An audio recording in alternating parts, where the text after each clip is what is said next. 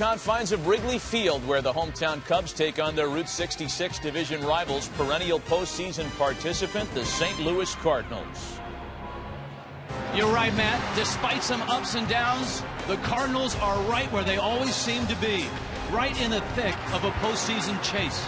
But this year, they're not just aiming for October. They're also trying to chase down the upstart Pittsburgh Pirates. And today, the Cardinals find themselves in enemy territory. Wrigley Field, the Cubs and the Cardinals.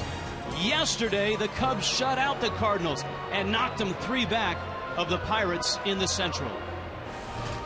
Hi, everybody. Rich Waltz along with Tom Verducci. It's Cubs, it's Cardinals. It's here at Wrigley Field. And despite the loss yesterday for the Cardinals, they got good news, Tom, in the last couple of days. They've got their catcher back, Yadier Molina. Well, he may be the most important player to his team in all of baseball. They had to play 2 weeks without him because of that knee injury. How about this? When the Cardinals have Molina in the lineup, they're 19 games over 500. Without him, they're 2 games under. Completely different team. I think a key for Mike Matheny is managing this team to make sure his catcher stays healthy. For Dale Swaim, he's managing his team in a rebuilding year. But that doesn't mean they're easy on the Cardinals. In fact, the Cardinals don't play well in this ballpark, and the Cubs, with a big win yesterday, shut them out. Yeah, there's no question. It's a rebuilding situation for the Cubs. The building blocks are there. Even in somewhat down years for Starlin Castro and Anthony Rizzo, they have the pieces going forward. But it is all about this rivalry. It brings out the best in the Cubs. That shutout yesterday, the 3rd time the Cubs have shut out the Cardinals this year. That's the first time that's happened in 18 years. All right, well, here we are at Wrigley Field. Young and old in the Midwest. They know about the Cubs. They know about the Cardinals. And they know this is a big-time rivalry. And we've got it for you on Fox. The Cardinals and the Cubs coming up.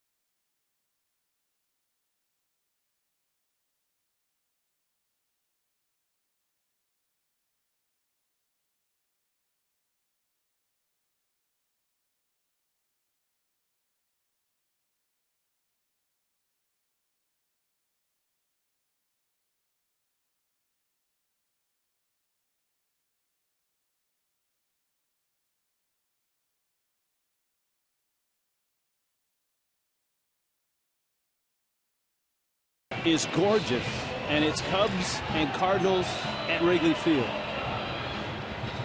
Cardinals come to the plate. And it's brought to you by Taco Bell. Sometimes you gotta live Moss. The 1-2 punch at the top of the order. Matt Carpenter and Carlos Beltran. Matt Holliday. Alan Craig has been an RBI machine. Yadier Molina back in the lineup. Had a day off yesterday. David Freese is back in the lineup. He's at third base. John Jay is in center field. Pete Kozma at short. Joe Kelly, very athletic pitcher, hits ninth. Speaking of athletic pitchers, Travis Wood, an all-star this year for the Cubs. Well, Travis Wood, he'll show you a lot of variety. In fact, they call him the variety pack. Remember those little boxes of cereal you got in the variety pack? Well, he's got that with the pitches. 5 different pitches his last time out. He threw each of them at least a dozen times. That gives you an indication of how he mixes up. 2-seamer, 4-seamer, curveball, slider, cutter. Breaking 75, that's not miles per hour. That's pitches. Keep an eye on Travis Wood as he gets deeper into the game. Batters hit just 188 the first 75. After that, it goes up to 291, something to keep an eye on. And the Cardinals have had their issues against lefties this year. Dale Swain, tough year as a manager. You're bringing along the Anthony Rizzos and the Starlin Castros while rebuilding. And for Mike Matheny, in a very different spot in his second year. Last year, a run to the postseason as the second wild card team. Right now, they're in the first wild card spot, but 3 back of Pittsburgh. Opening pitch brought to you by Budweiser, the official beer of Major League Baseball. Great times are waiting. Grab some Buds. Cardinals trying to bounce back from a shutout yesterday. Jake Arrieta was splendid for the Cubs. Travis Wood goes to work. And Carpenter goes after the first pitch and fouls it back. Matt Carpenter has been one of the most, if not the most, valuable St. Louis Cardinal this year. Just an incredible year at the top of the order. Look at the OPS on base. He's driven in 58 runs from the leadoff spot. To left, Junior Lake is out there, and he makes the catch. Cubs right now 9th in the National League defensively. Lake is in left. David DeJesus in center. Nate Shearholtz with that rocket arm is in right. Donnie Murphy at third base. What a story he's been. Starlin Castro, Darwin Barney very good at second. So is Anthony Rizzo at first. Wellington Castillo behind the plate. And here is Beltran.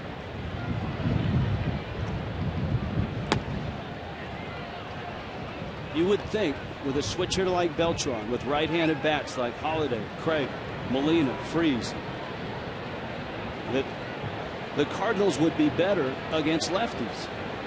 And Mike Matheny has no explanation for it.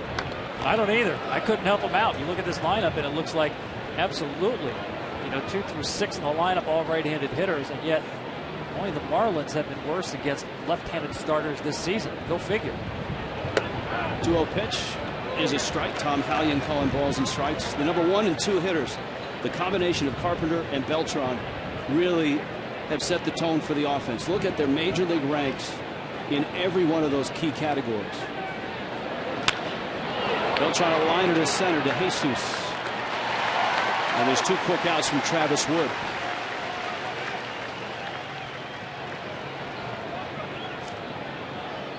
Here comes Holliday now.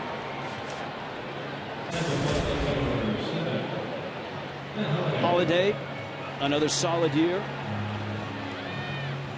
In the middle of the Cardinal order.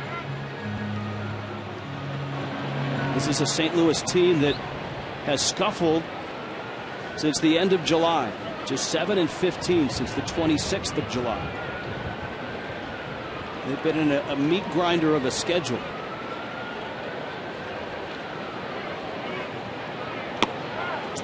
Those extra inning games also really added up on them as well. Tough competition they played, and talked to Mike Matheny about that these are the dog days of August because you start wearing down physically, and the schedule has caught up with the Cardinals a little bit here. Holliday to right. Shearholtz towards the line. 3 fly ball out starts the day for Travis Wood. Cubs and Cardinals. Cubs coming to bat.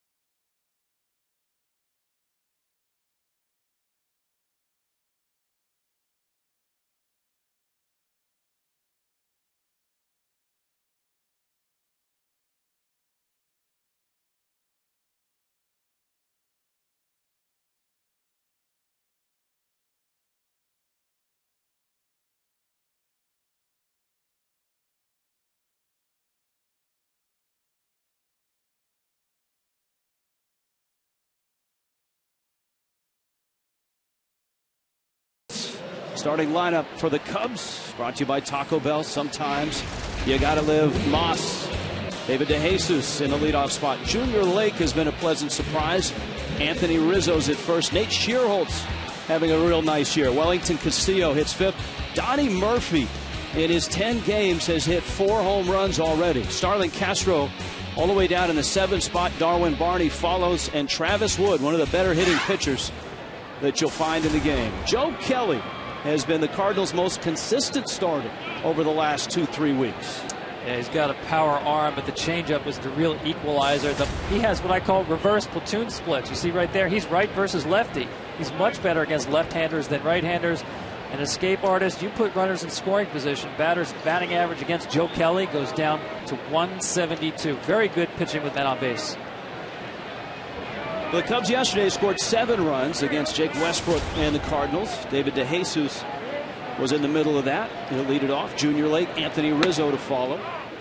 And Kelly, who is 3-0 with an ERA of a $1.50 in his last 5 starts, opens with a strike.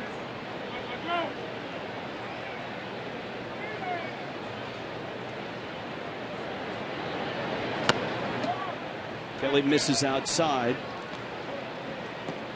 That's the 2-seamer from Kelly. You'll see him go 4-seamer up in the zone, 96, 97. And he'll throw that changeup to right-handers as well as left-handers. Into the rotation from out of the pen. This is start number 8. And it's fouled back to the screen. Now, very interesting, similar profiles for our 2 starting pitchers today. Even though the stuff is not quite the same, you're talking about very athletic guys, very good base runners, very good hitters with the bat in their hands. This is almost like facing American League lineups where you don't have that bailout spot in the bottom spot in the order, number 9 spot.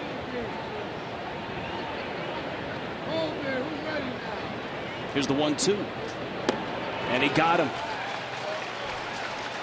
Good fastball by Kelly.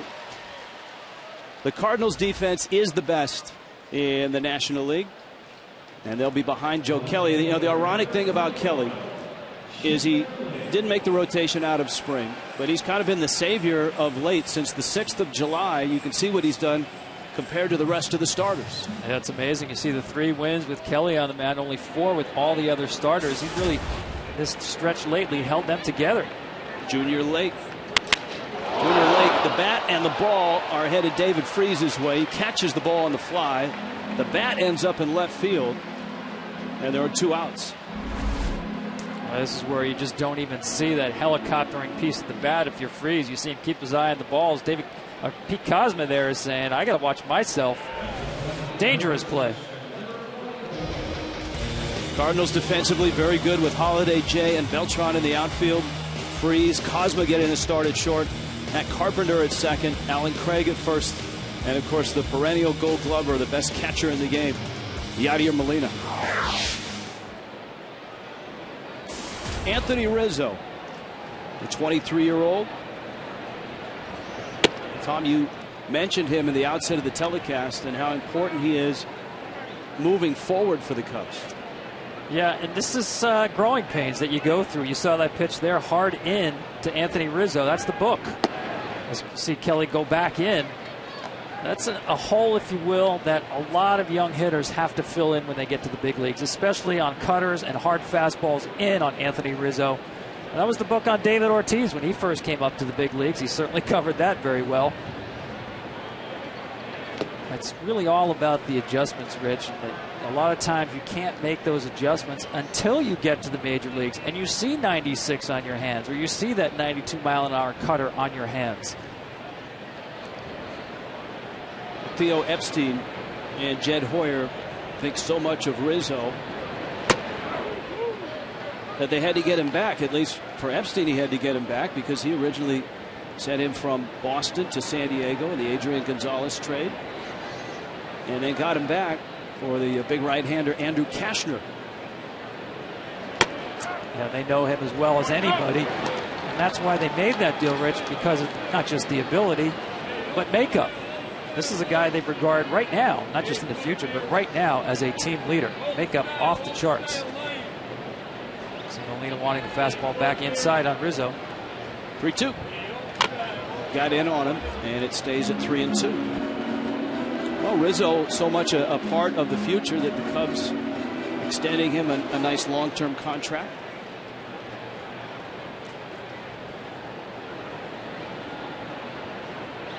Full count just underway. Cubs and Cardinals. The Cardinals trying to chase down the Pirates. 3 games back in the Central. And the Cubs trying to ruin their rivals' postseason plans. That fastball is down low, and Rizzo is aboard. And it brings Nate Shearholtz to the plate.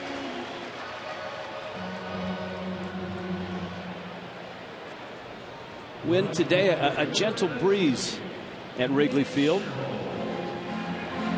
I mean, you could not ask for a better setting. I mean, if you talked about bringing in that proverbial alien from Mars and wanted to tell someone what Major League Baseball is all about, this is the setting where you would bring him.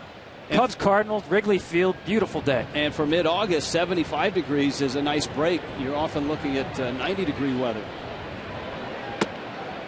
And we saw a shot there of the sky, too. I mean, we love it, the fans love it, but it's something the fielders really don't like. Fielders prefer to have some cloud cover so that there's some perspective when the ball goes up in the air. Now, for a 1 o'clock game, the sun's higher, it's much tougher to see, but early going, the sun could be an issue. Well, later going, the lack of sun will be an issue when the shadows cover the plate. Shearholtz, well, a 1-0 pitch coming, and he fouls it back. Well, there's no question. We saw this yesterday, same game time. When those clouds start, the shadows start creeping over the batter's box, it becomes very difficult to hit. In fact, I equate this almost as a race to taking a lead for 5 or 6 innings. Yesterday, hitters went 3 for 17 after the 6th inning because the conditions get so difficult. Shearholtz has had a real productive year. His slugging percentage just over 500. Tommy was always one of those guys that with the Giants or the Phillies, you wondered what would he be like if he got 500 at bats in a season. And though he's at 335 at bats right now, 24 doubles, 16 home runs. Well, he can absolutely mash right-handed pitching. Book's still out on lefties.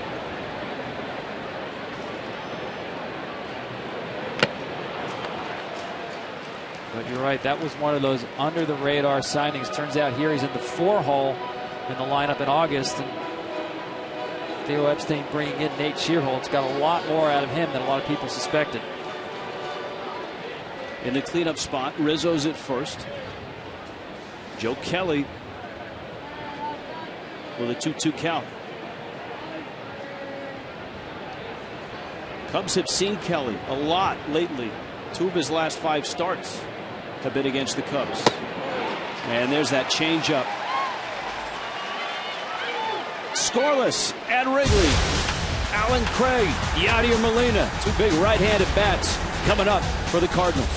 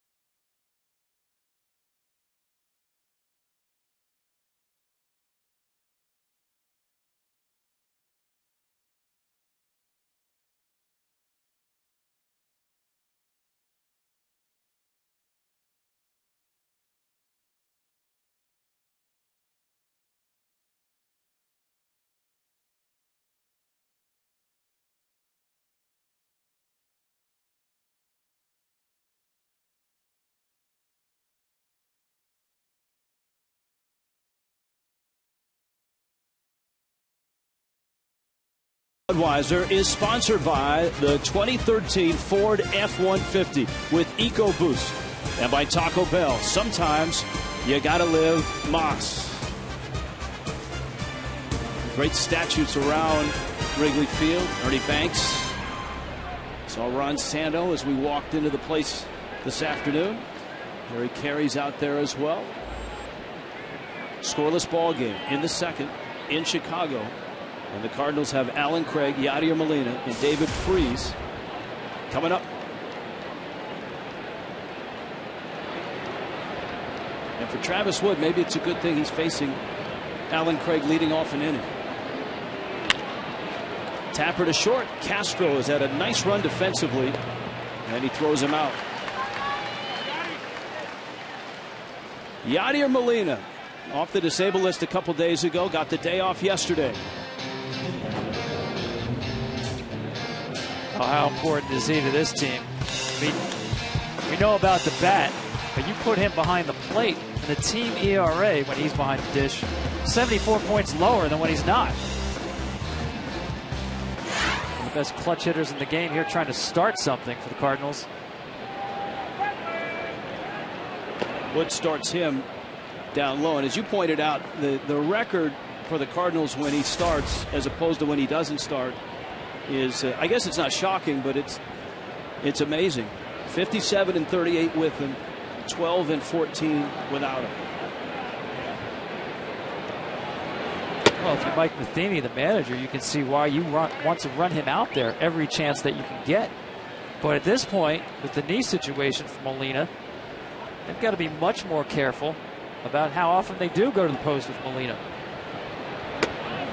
Yeah, managing the next 6 weeks with Molina is going to be interesting to watch, because obviously you want to get to October with him healthy and ready to play every day, and there's the difference. And it's not just the record and the average. Look at the ERA when he's behind the plate, because Molina is essentially the vice president of pitching for the Cardinals. He's the co-pitching coach along with Derek Lilliquist. He shuts down the running game. I mean, that's not even an issue if you're a pitcher when you've got Molina behind the plate. They put total trust in the signs that he puts down.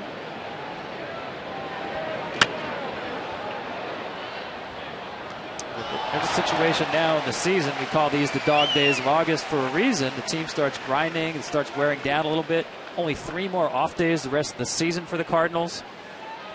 Not a guy you're going to put at first base. No. And right behind one of the surprise stories this year, Chris Johnson, who was leading the National League in hitting. That one of the great add-ons to a trade that featured Justin Upton. And by the way, the Braves got right now a possible batting champ along in that deal. How about that? The Diamondbacks really wanted Martin Prado, and Chris Johnson was really just duplication, making $2.3 million. They said, you can have Johnson too. Breaking ball, ground ball, and it's foul. Of course, that issue for Molina, and it's troublesome for a catcher, and that's a knee.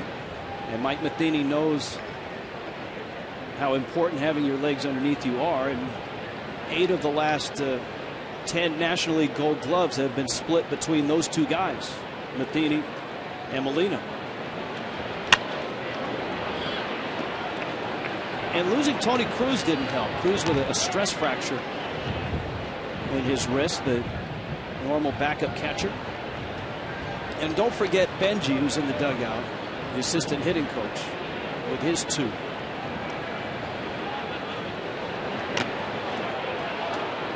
Well, how'd you like to be Rob Johnson or Tony Cruz, the backup catchers, to be around those guys? Think you learned something about catching? Well, you learn that you better be pretty good on the days that you're in there. Wellington Castillo just caught one on a foul tip. Well, this just kind of check swing. Got him where there is no equipment. The courtesy visit to the mound to make sure everything is attached. And Castillo will head back behind the plate. 6 straight foul balls right now for Yadier Molina, who's grinding out an at-bat against all-star Travis Wood. Yeah, and you see Wood, the way he's working Molina both sides of the plate. This is a guy, Wood, who came up, really loved to just bury that cutter in on a right-hander's hands. He's really learned how to work both sides of the plate. And so far, Molina is covering both inside and outside, extending this at bat. 10th pitch of the at bat coming. And Molina feeds another souvenir up into the seats. Well, we said Travis Wood had a lot of variety. Molina is seeing all of it. The two-seamer, the four-seamer. A lot of sliders in this at bat. 120th game for Molina against the Cubs. 11th pitch. And it's up. And still it counts 3-2.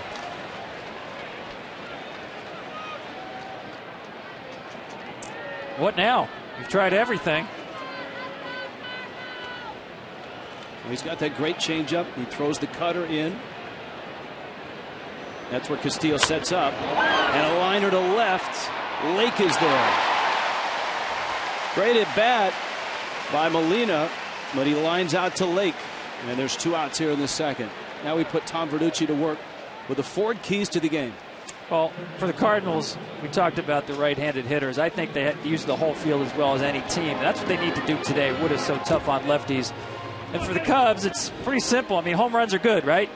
Souvenirs for those bleacher bums out there. The Cubs yesterday when they won, that was only the 11th game all year they won without a home run. David Freese lines one into the glove of Donnie Murphy. And Travis Wood is through 2. We are scoreless in Chicago.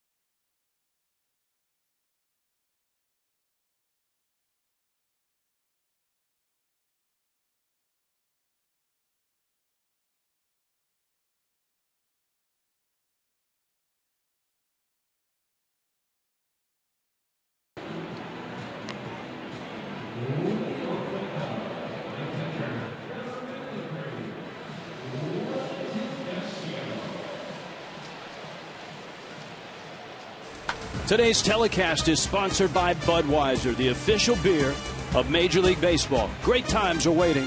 Grab some Buds. Picture perfect day, Wrigley Field. Rich Waltz, Tom Verducci. The Cubs and the Cardinals. And the Cubs have played the Cardinals tough this year. 14 games, 7 apiece. In a year in which the Cubs are rebuilding, reloading, reshuffling, reorganizing, use whatever word you want, with Theo Epstein and Jed Hoyer into year 2 of what has been a major rebuild. And one of the nice pieces they've got is Wellington Castillo, who has been hot of late. He's hitting over 350 in his last 19 games. Yeah, they really like him. He's worked hard on his offense. Dale Swaim says he blocks the ball behind the plate as well as anybody. He's become a much better offensive player. This is a guy who's 4 different seasons spent time in AAA. Getting an opportunity to get a nice run here for the Cubs.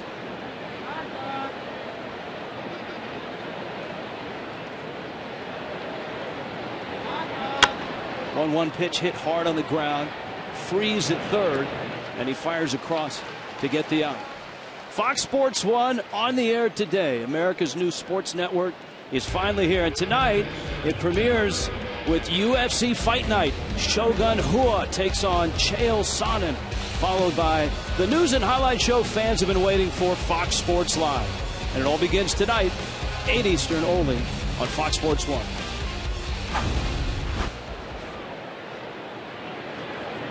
Donnie Murphy stands in.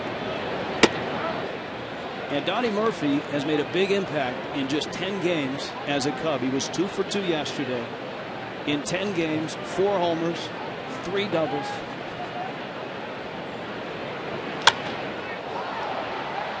A versatile infielder who has had trouble staying healthy, whether he was with the Marlins, the Athletics, the Royals. But here he is at 30. Released in spring training at the end of spring training by the Brewers. Was having a solid year in Iowa for the Cubs.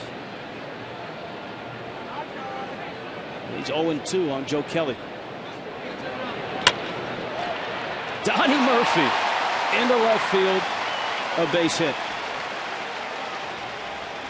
I didn't realize, Rich, until he told me before the game, he had never played in Wrigley Field before this year. 0-2 pitch, just see that two-seamer just run back over the plate. Molina wanted it outside. Nice job by Murphy hitting that one on the line. Donnie told me every time he was with the Marlins and they were playing here, it turned out he was on the DL. Never got a chance to play here. Certainly making the most of an opportunity now. Starlin Castro. And one of the stories for the Cubs this year has been Castro's struggles early defensively and throughout the season offensively. He's 0 for his last 14. Rolls it to short. Cosmo, Carpenter, and a double play rolled by Joe Kelly. Scoreless at Wrigley. Back after this word from your local Fox station.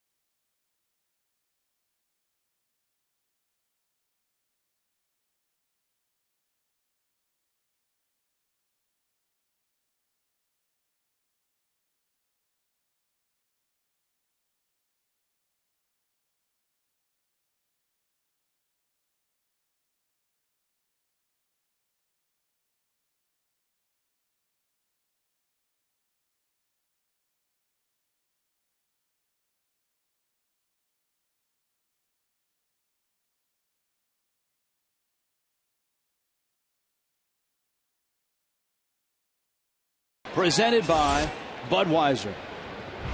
Full house at Wrigley. Rooftops are full. The streets are full because it's Cardinals and Cubs. And it's scoreless in the third. The rooftop seats. And the rooftop seats certainly play a role in the renovation of Wrigley Field. They're about to spend $500 million to renovate, modernize this grand old ballpark, which opened in 1914. John Jay for the Cardinals. Pete Kozma, Joe Kelly against Travis Wood.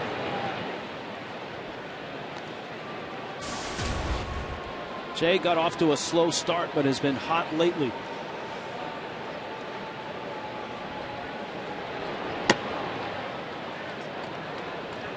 Talk about 1914.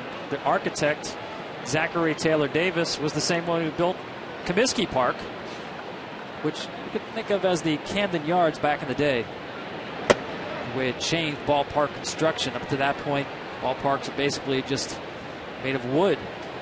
And with Comiskey Park and then Wrigley Field, at the time known as Weekman Park, they went to concrete and steel. 2-1 to Jay. In the air to center. To Jesus. Has it. Time now for a Pepsi game break. Here's Matt Vasgersian in the MLB Network studios. Matt? Rich, the Diamondbacks trying desperately to keep up with the Dodgers atop the NL West, facing Jeff Locke in the Steel City today, who hasn't won since July 21st, and the D-backs are off to a good start, scoring too early on this Will Nieves double. Rich, back to you and Tom at Wrigley.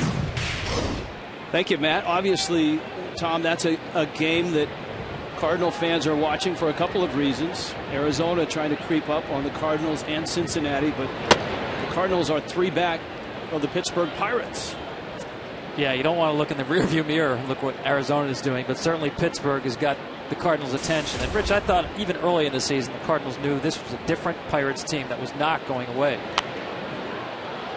More depth in the pitching, both the rotation and the bullpen.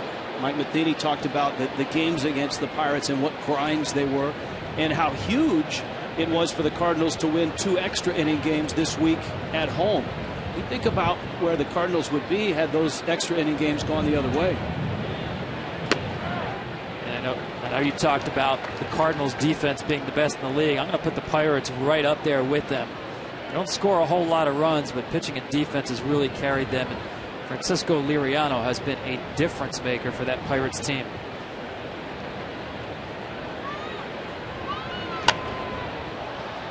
Pete Kozma fouls it back and out of play. Kozma getting the start at shortstop with the lefty on the mound, Travis Wood. It was Daniel Descalso out at short yesterday for the Cardinals.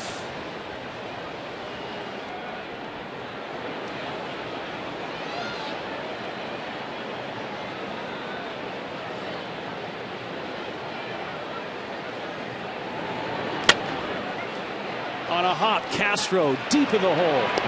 Great play. Great arm. All right, the week that was for the Cardinals.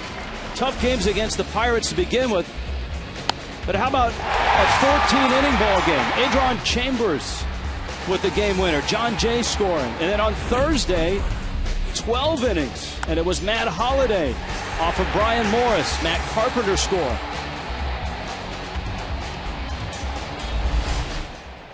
First of 4 straight day games for the Cardinals. Extra inning games, day games, no days off. That's what Mike Matheny was talking about when he told us. We're going through the grinder right now. There's Joe Kelly, and they had just come off a long series against the Pirates in Pittsburgh. And so the Cardinals emerged 2 back, lost a game yesterday when they were shut out by the Cubs. Well, there's no question they've lost their way a little bit. Lost 15 of their last 22. This is a team, probably go back a couple of months ago, people were talking about as the best team in the National League. Now they're trying to chase down Pittsburgh and trying to find their way again. A big part of that, Rich, to me, is not being able to hit the ball out of the ballpark enough. I know how good they are with runners in scoring position, but they've lost the ability to strike quickly. Well, and in the game today, that's such a big part of every team's offense. The Cardinals have gone 23 of the last 28 games and not hit a home run. 0-2. Kelly slices it out to second. Darwin Barney makes the catch. Travis Wood has retired all 9 that he has faced.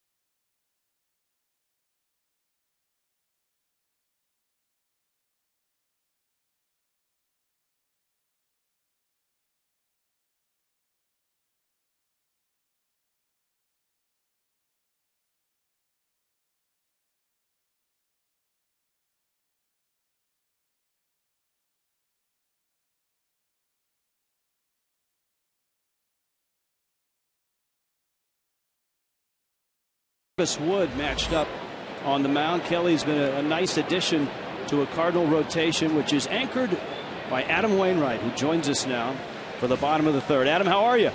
I'm doing great. Thanks for having me here. On a beautiful day at Wrigley Field.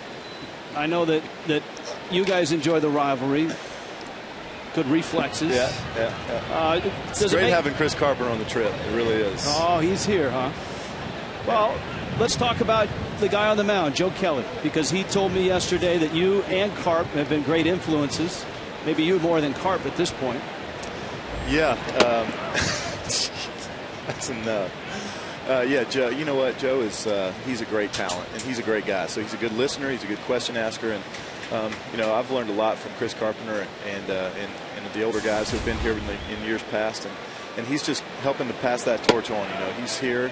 He's asking the right questions. He's going out here. He's got amazing stuff, as you can see. I mean, he's lighting the gun up. So I think I'm just so proud of him, how he's evolved, how he's just grown up in this game. Well, Adam, he seems to have no trouble going back and forth between the bullpen and the rotation. As a guy who's done that, what's your observation of how well he has adjusted and how difficult sometimes that can be? It's very difficult, and I think you're seeing the best of him in this starting rotation too. I think when you go down there in the bullpen, sometimes you know, you lose that pitching sense of going out there. Sometimes you can go out there and just start heaving balls, and Joe can, because he can throw so hard, sometimes finds himself going out there and just letting it eat a little too much rather than just being, you know, comfortable throwing 96 with ease and locating his pitches and doing all that. So he's doing a really nice job for us pitching. Darwin Barney, the hitter right now, in a scoreless ball game in the bottom of the third. Adam, one of the impressive things about the Cardinals organization has been the seamless transition from two iconic leaders, Tony La Russa to Mike Matheny, and Dave Duncan to Derek Lilliquist. Talk about the transition from one of the great, maybe the greatest pitching coach in baseball history to Derek, and how you guys have kept it together. Well, I think in Lilly, Derek Lilliquist is, I think in his role, when you look at what he does, he doesn't do a whole lot different than Dave did when he was here. Dave had an instrumental part of teaching all those other pitching coaches kind of the way he did things and his philosophy, and he had all the numbers. He was very prepared. He had notebooks and notebooks of why his philosophy worked. And so if you're a pitching coach in our organization, you bought into that right away. And I think if you look at Mike, you know, he's played for some great managers. He played for Tony here. He learned from some of the best, but he was the field general on the field when he played too. So talking about a guy who was a manager even when he wasn't a manager. Well, it's certainly working for you. It has for years, Adam, but especially this year, you're turning in what I think is a historic season in terms of strike throwing. You know, Roy Halladay once told me his goal every season was to have more starts than walks. And so far, you're doing that. 25 starts, 24 walks. How about the command you've had this season? Well, it's been good, and I think when you're talking about command, if you have a decent delivery and something you can control, command is more mindset. You know, it's attacking hitters. It's going out there from the first pitch on, letting them know that they're going to be on the defensive and you're going to be on the offensive. And when you do that, you find yourself in out of hitters counts. You find yourself in you know, pitchers counts where you can attack the zone, throw them, make them swing at stuff that you want to throw rather than get in those deep hitters counts where, you know, they're so dangerous. Darwin Barney putting up a great fight. A little dribbler up the third base line. David Freese approaches, and Barney's got an infield hit. And the Cubs have got their leadoff man aboard here in the third. Adam, you know that pitchers hate this. You make a pitch, you execute, you get someone to roll over, and he hits it soft enough to get on base. Nothing David Freese can do here, playing back, obviously, and put it in his pocket. Yeah, sometimes that's the frustrating thing about baseball. You can do everything right, and the results don't match up. Just as a hitter can go up there and make a perfect swing on a terrible pitch and hit a bullet somewhere and somebody catches it. Travis Wood is up. He squares the bunt and he pulls back. His manager before the ball game told us Wood is such a good hitter that in situations like this, not only does he not want him to bunt, but he doesn't think he can bunt. He doesn't think he's a very good bunter. Well, I'd like to have Adam Wainwright give a scouting report on Travis Wood, the hitter, because I think he knows something about it. Yeah, he took me deep a couple years ago. He's a very good hitter. Seeing a lot of really good young pitchers that are good hitters to go with it. You know, they're not that far removed from hitting every day, but I think you know, the teams are finding out more and more that that ninth position needs to be something that a pitcher needs to think about. You know, it shouldn't be an automatic out. That was one of Tony La Russa's big things, was we went to the park every day knowing we were going to hit on the field or hit in the batting cage, hit somewhere. You get those good reps in, you're dangerous at the plate. Hey, has Mike Matheny ever given you the hit and run sign? See the Cubs there playing hit and run with their pitcher first pitch. He has.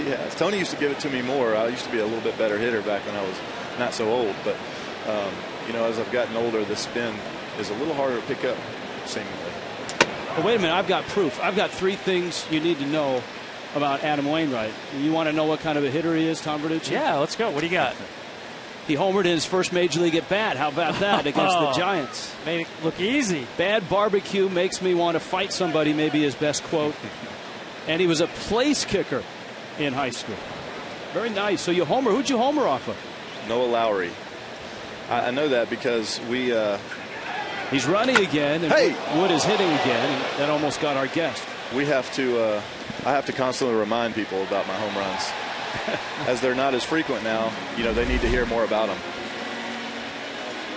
The older I get, the better I used to be. Is that the same? Yes. Hey, your reflexes are still pretty good, though. We just had a shot of you ducking out of the way of that. All right, give us a scouting report. Who are the best hitting pitchers? Give me the top 3 that you don't want to face in the National League right now. Is Wood in that top 3? I would say so. I don't know, man. That whole Cincinnati Reds pitching staff does a good job. The whole Washington Nationals pitching staff does a good job. The Braves pitchers all hit well. I mean, I'm telling you, there's a lot of hitters for pitching guys. I mean, I always tell people that the best athletes on the field are the starting pitchers anyway. So give us enough reps, we'll prevail. Well, that's a better quote than bad barbecue makes me want to fight somebody. What was that all about? Well, that's part of that. I mean, that's partly true. But my favorite food in the world is barbecue. So it's near and dear to my heart. So ribs, especially, if you got some good baby back ribs, you know, you got my attention. But also, if you got some bad baby back ribs, I feel like that's blasphemy. Travis Wood still up there. Kelly from the stretch. I'm still trying to process the place kicking angle there. I mean, straight on or soccer style? Soccer style. I almost gave up baseball for soccer when I was a kid. I was going into my freshman year of high school.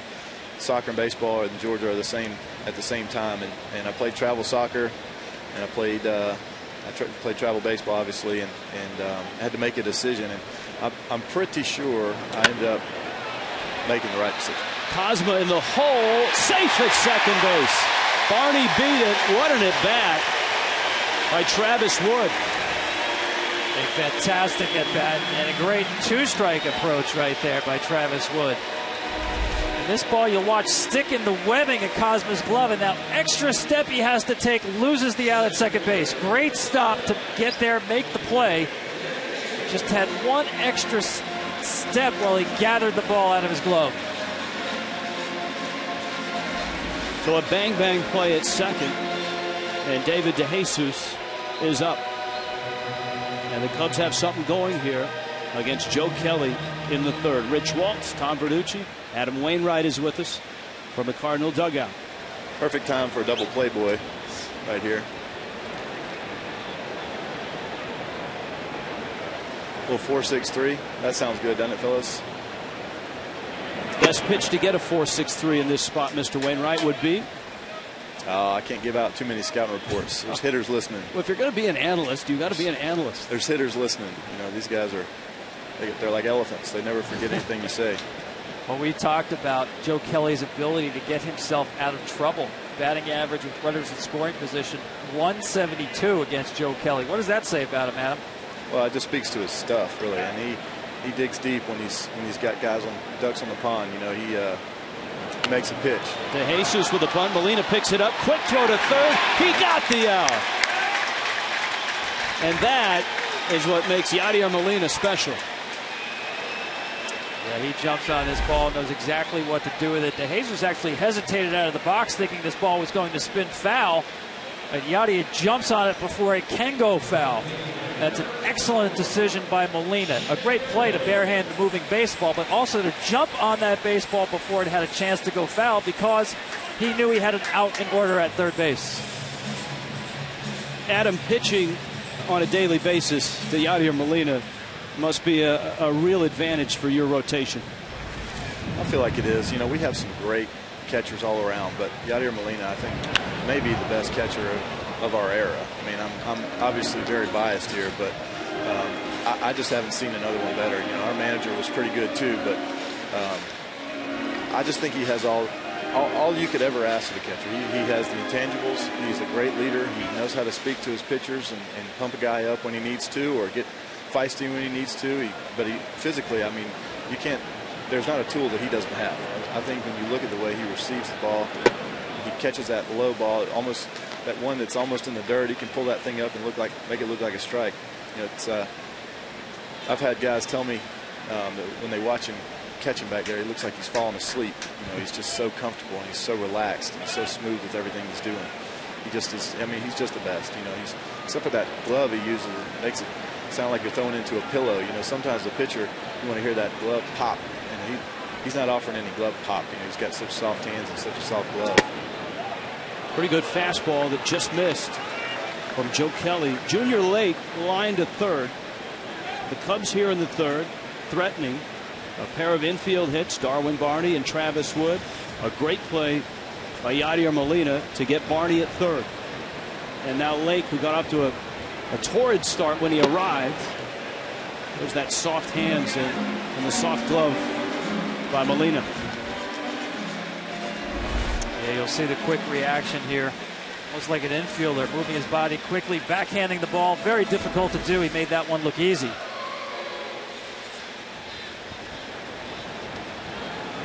Five consecutive Gold Glove awards. In fact, Rawlings has started to give out what they call the Platinum Glove to the best defender in the game, and he's won the first two awards on that level as well. Hey, Adam, we wanted to do one thing. I know the NFL on Fox is right around the bend, and you have a charity event coming up, and it's centered around football and fantasy football. Tell us about it quickly. Yeah, real quickly, I love fantasy football, I love helping people, and so I combine the two into a charity event. So we're having four guys from the team, myself, Alan Craig, Matt Holliday, and David Freese are going to be hosting four separate leagues, and everybody that joins gets to play fantasy football all year with us, get to have a at-the-field experience, BP, watch the game from the suites level. We'll draft together at the field, and then we'll have a great time all year. But we'll help some great people. We're helping feed people in St. Louis through Operation Food Search, and globally we're gonna help Water Missions International. We're gonna take people who've never had good, clean water, and we're gonna turn it into perfectly clear, non-infested drinking water, and it changes people's lives. So we're having fun doing it. We're making a great impact, and you know, it's something that if you love something like that in fantasy football, you love helping people. Combine the two. Have a good time. All right, Adam, tell us for the viewers out there, how can they get involved? It's waynosworld.com? Yeah, waynosworld.com. So waynosworld.com, there'll be all the information you need is on the site. RT Sports from St. Louis is hosting us. They're doing an amazing job, and we'd love to have people. We got just a couple spots left, so if you're interested in playing fantasy football with some Cardinal players, sign up at waynosworld.com. All right, Fox Sports has got fantasy football too, so we'll see how you do. We'll see how Fox does. And we thank you for coming on here on this glorious Saturday in Chicago. Thank you so much for having me. All right, Adam Wainwright from the Cardinals dugout. Bags loaded. Anthony Rizzo at the plate, and Joe Kelly in some trouble here with one out in the third. And he comes in on Rizzo, who fouls it out. 96 miles an hour on the fastball from Kelly. That gives you an indication of his stuff. You see Rizzo sitting on fastball first pitch. Got it just a little bit late on it.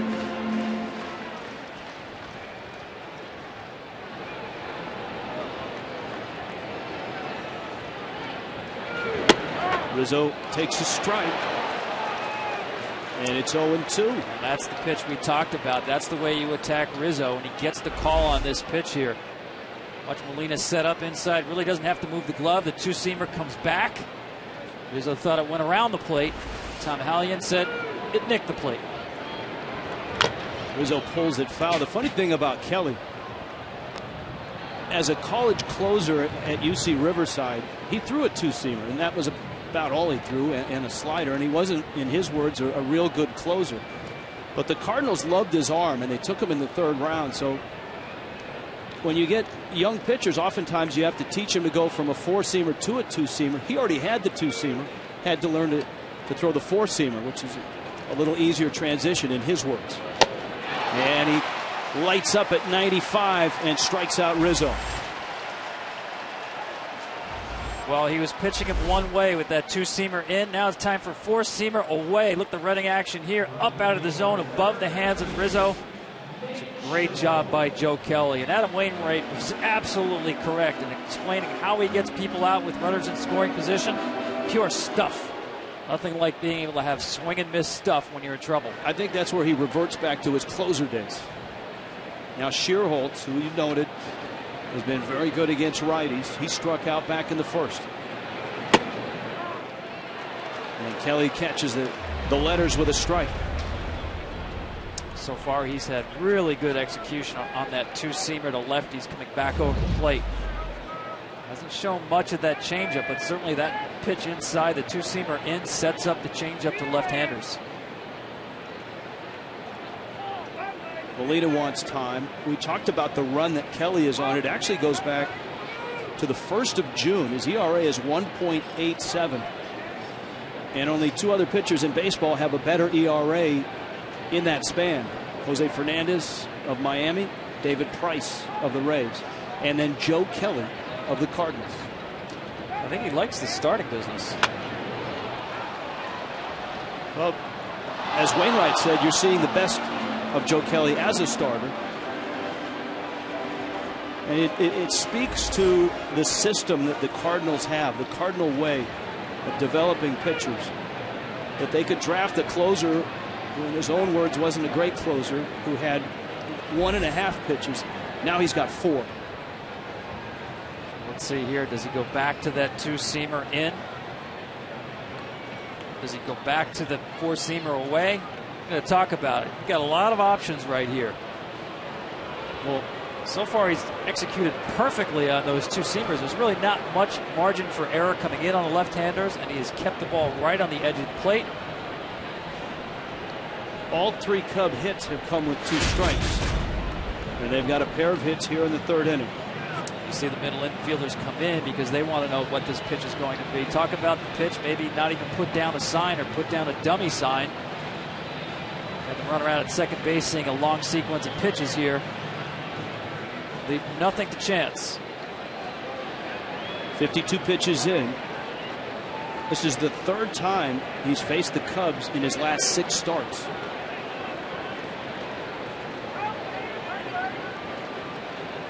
No reason to put down a sign. They just decided what he's going to throw. 0-2. It's out. Hey, you see Molina playing those games behind the plate. Set up early and jumped out. Wants to give the hitter just the impression that they're coming back in. At the last moment, jumped outside. Every trick in the book, I think he not only knows them, he wrote them. 53 pitches into this ballgame. This is the 30th pitch of the inning. Elevates a fastball, and Schierholtz catches a piece. It's been impressive to watch him attack these left-handed hitters with two-seamers and four-seamers. In the back of your mind, though, you still have to think that that changeup is waiting around the corner somewhere. Obviously, you need to protect against the fastball. Just react to changeup. 1-2. There it is. And he buried it. It's 2-2. Good at bat by Schierholtz.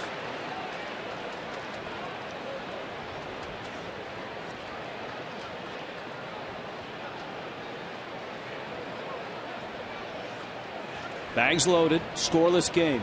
Wrigley Field. Cardinals, Cubs. Cardinals trying to keep pace with the Pirates. 3 games back at start of play today. 2-2. You call it, Rich. This is an excellent at bat by Schierholtz here. Took the changeup that was in the dirt, designed to take advantage of a hitter's 2-strike anxiety. Doubled up on the changeup, a little better in terms of looking like a strike. Schierholtz is able to foul it off and get to another pitch. All 16 of Schierholtz's home runs have come against right-handers.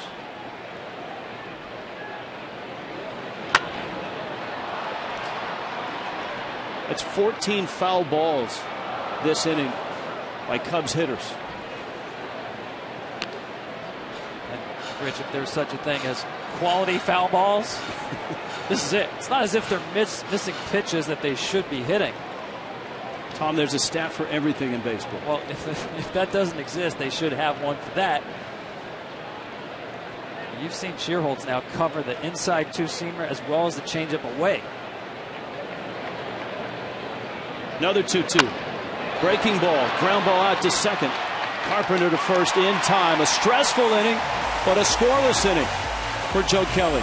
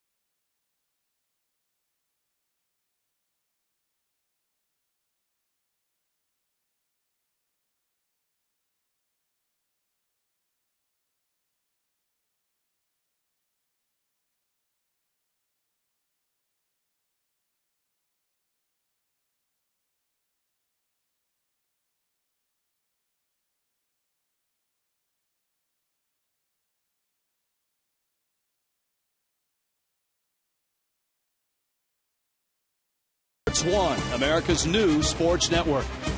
And by the all-new 2014 Chevy Silverado.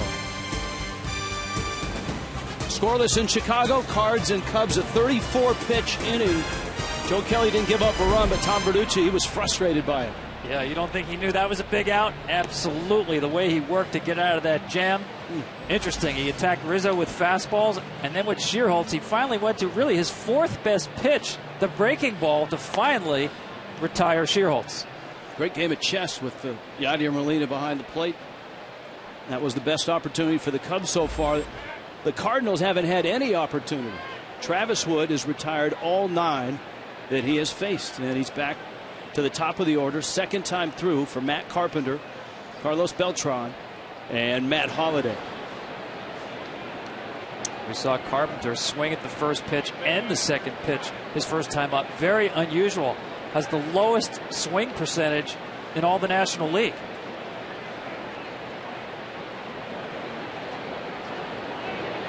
Well, there's a lot of numbers that has his name on it, especially near the top of the list in the National League.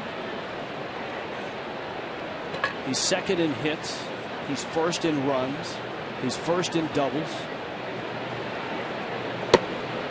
And Mike Matheny told us the offense by Carpenter this year isn't that big of a surprise, especially considering the way he finished last year. He's got a great approach at the plate. Really grinds out at bats. Uses the entire field. I mean, you would say he's not a prototypical leadoff hitter because he really does not. He's not a plus runner. Doesn't steal bases. But at the same time, the way he grinds out at bats, the way he gets on base, period, does make him a prototypical leadoff hitter. I think any manager that could get a guy with a 384 on base percentage at the top of his lineup would be quick to get him there. You see this time he's taken 2 strikes during this at bat. I think they've decided they need to make Wood work a little bit more. Get him out of the rocking chair that he's been in. Wood has not struck out a hitter, and no one has reached. Carpenter is on now, and that's down the line. Shearholtz into the corner to get it. Carpenter's got himself his National League leading 41st double. See Wood try to get this ball actually away, and it winds up coming back over the plate. You saw Castillo have to reach back for it. Watch Castillo's glove. That's a mistake, one of the first we've seen by Wood. It was interesting watching during this at bat, Rich. The Cubs really do a lot of shifting. Took both their corner infielders and pinched them in when the count got to 2 strikes on Carpenter. You see the doubles leaders. Now Beltran, he lines her down the left field line. That's a fair ball. Off the wall it goes. Carpenter scores. And the 1-2 punch that is the best in baseball provides the Cardinals with their first run of the ball game.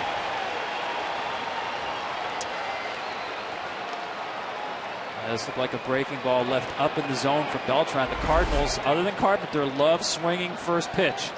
That breaking ball left up. You see Beltran just hook it there.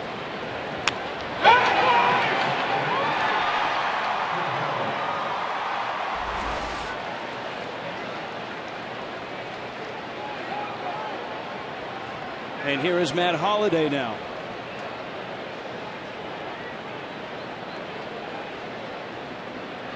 Just enormous run production, 1 through 5 in the Cardinal order. And of course Holliday in the middle of that mix. With runners in scoring position, the Cardinals are having a historic run. I mean, that's ridiculous, right? Whenever you're that far ahead, 20 points higher. This has been going on all year, obviously, and a lot of people thought early on in the season that was not sustainable. There was no way this Cardinal team could continue hitting with runners in scoring position. In fact, they've kept it up. Carpenter's getting on. Beltran's hitting over 300. He's driven in 63. Holliday's driven in 61. And the man on deck is the king of hitting with runners in scoring position, Alan Craig. Holliday went around. He didn't like the call. A strikeout for Travis Wood. Let's go to Matt Vasgersian in the MLB Network studios for a game break. Matty? Rich, keeping our eyes on the Bucks for you, and the day's getting worse for Jeff Locke. He's allowed a season-high 5 runs today, 2 courtesy of not-so-renowned offensive threat Trevor Cahill. 5-0 Diamondbacks, still early in the Steel City. Back to you and Tom. Well, we've been working on a pitcher's hitting theme here, so that fits right in. There's your standings in the Central. Good news for Cardinal fans. They get a run here against Wood, and Arizona is jumping on Pittsburgh. Now here is Alan Craig.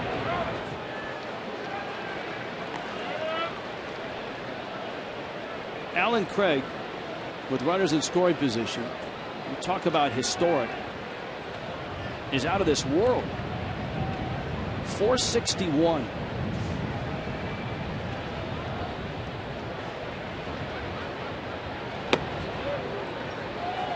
He takes inside from Wood. I think one reason whenever you see someone with a high average in those situations, to me, Rich, that's somebody who can use the entire field. That's what Craig does. You see the Cubs defense, they have to play him straight away in the outfield. Now they love to play Rizzo wide, well wide off the bag at first base. You see there where Rizzo is at first base, almost in the hole, with the outfield needing to play straight up. Alan Craig loves going the other way with runners on base.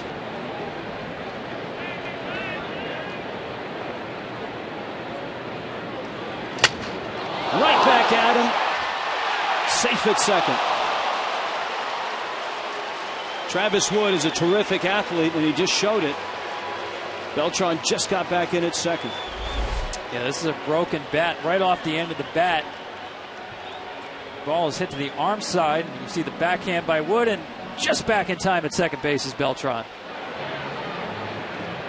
You said it, he's an exceptional athlete. He's a plus runner, plus hitter for a pitcher. Very good reaction to that soft line drive coming back to the box. Right here, you really have to guard against first pitch with this guy right here. Cardinals in general, they have the third most first pitch hits in all the National League, and a lot of them is from Yadier Molina. He comes out of the dugout ready to swing the bat. Molina had a long at bat in the second inning against Wood that ended with a line drive out to Junior Lake and left. And Wood ties him up with an off-speed pitch. It's 0-1. He's one of those guys, Rich. It doesn't matter if it's off speed. A lot of guys first ball hitting will swing only on fastballs. Molina, it's near the plate, he'll jump on it. Cardinals have a run on the Beltran RBI double. He's at second. Molina pulls it just wide of third. Well, this was the long at bat from the first inning. Yeah, you'll see a lot of off-speed pitches in this sequence. And the way you'll see him go to the slider here in this 12-pitch at bat, and Molina keeps pulling them foul, which he just did on the previous pitch. A lot of sliders away, and then finally lines out to left field. Ball in the dirt. Misses. Molina felt he tipped it, and he and Tom Hallion discuss. But it's a strikeout. Travis Wood gives up a run. Cardinals are on the board first. Mike Matheny in to separate his catcher from the home plate umpire. My money's on Tom Hallion winning this argument. My money's on you.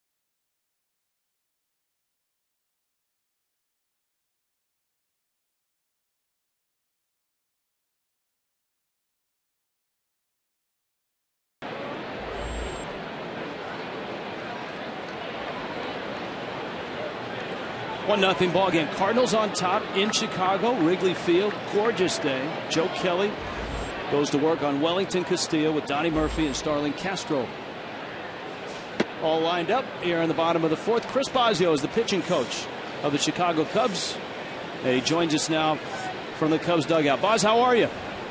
Doing great, guys. How you doing?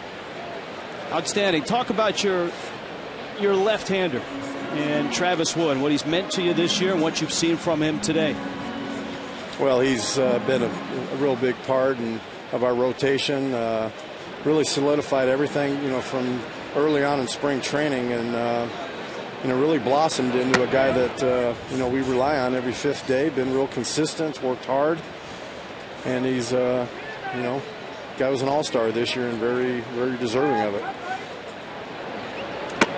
Well, with that last inning, Travis just went beyond a new season career high for him, 157 innings. Chris, how important is it to get guys like Samardzija and Wood established as 200-inning starting pitchers? Very important for us. You know, we're trying to build some stability in our starting staff and our pitching in general. It's a goal that we had set out early in spring training, and actually in our caravan we talked about it. You know, trying to get to that 200-inning plateau. And for any pitcher, it's a stepping stone in your career, but it's something that these guys really want and that we want for them. And you know, they have high expectations of themselves, so you know, it's something that they're looking forward to. But the consistency every fifth day, keeping us in ball games with a chance to win in our last at bat is first and foremost with all these guys. Donnie Murphy now stands in. Murphy singled back in the second, and he swings and misses at a Joe Kelly offering. Tom mentioned a couple of the guys in your rotation. Yesterday, Cub fans got a look at Jake Arrieta, who was brilliant against the Cardinals.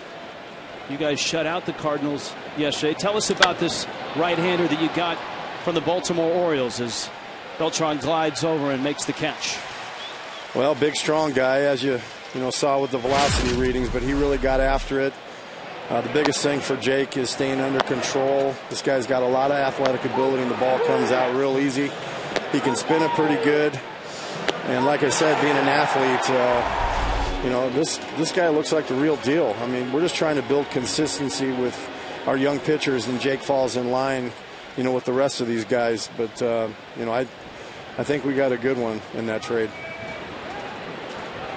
Here's Starlin Castro with 2 outs. He certainly looked exceptional yesterday, and Travis has been exceptional all season long. 20 quality starts out of 24 this season. Chris, what's been the difference for him this season? Well, I think, with Travis, is number one, he's able to follow a scouting report. He's got different weapons. Travis came up as a fastball cutter guy, even back in the day when we, together in Cincinnati. But his game has evolved where he's able to throw 3 or 4 pitches to both sides of the plate, and he trusts it. And he's out there. He's not afraid to throw any pitch at any time, but everything comes off the fastball. But Woody's really he's tried different things. He's less predictable, but the biggest thing is strike percentage with all the pitches, and that's stuff that Travis is doing. 1-2 to Starlin Castro. Cubs had the bags loaded in the third, could not score. And it's down low. Kevin Gregg has been a terrific addition to your bullpen, and your bullpen was an issue the first 3 months of the year. Yes, it was. We're trying to get some stability there. We had a couple hiccups, but Gregor's come over and done a really nice job in our pen for us. But one thing it really starts with is our catching with Wellington Castillo and Donnie Navarro. These guys have been great working with our pitchers, getting to know these guys, what they can and can't do. But Gregor has got that mentality. He's a leader down there. He's been there. And, Gregor's fearless, along with Matt Greer come over from the Dodgers. These guys really kind of put everybody in their role. And, Gregor's had a really fine season here. And, we're hoping he can remain consistent and healthy. And, so far so good. He's been a big plus for us and a big pickup for the ball club. Yadier Molina couldn't hold that foul tip. The count 3-2, and Starlin Castro is still alive. 1-0. Cardinals on top. Cardinals 3 games behind the Pirates, who are getting drubbed right now by Arizona 8-0. Swing and a miss. Chris Bosio, keep up the good work, and thanks for the visit. Thanks, guys. Cardinals up 1-0 in Chicago.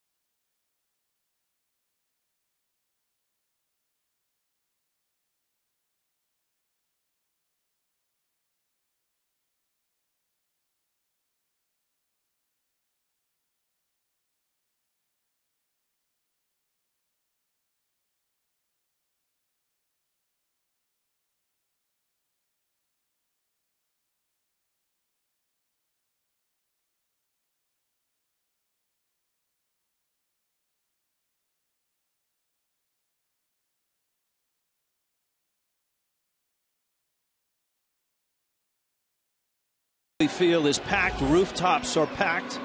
The streets around Wrigley are buzzing. The Cardinals are in town. You can see a smattering of red here in Chicago. You don't always see that unless the Cardinals are in town. Such a great fan base from St. Louis. If they were a college football team, Tom, you would say they travel well. They travel well, but especially here, one of the all-time great rivalries, Cardinals-Cubs.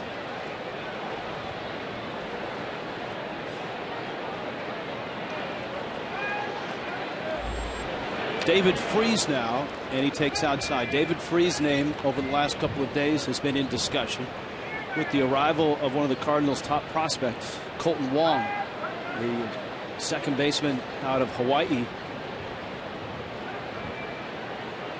Matt Carpenter played third yesterday. Wong was at second. Today, with the lefty on the mound, Freese is back at third base. Carpenter is back at second. Yeah, I'm not sure that's going to turn out to be a strict platoon, but I do know that Colton Wong gives Mike Matheny some other options in terms of getting on base, especially base running.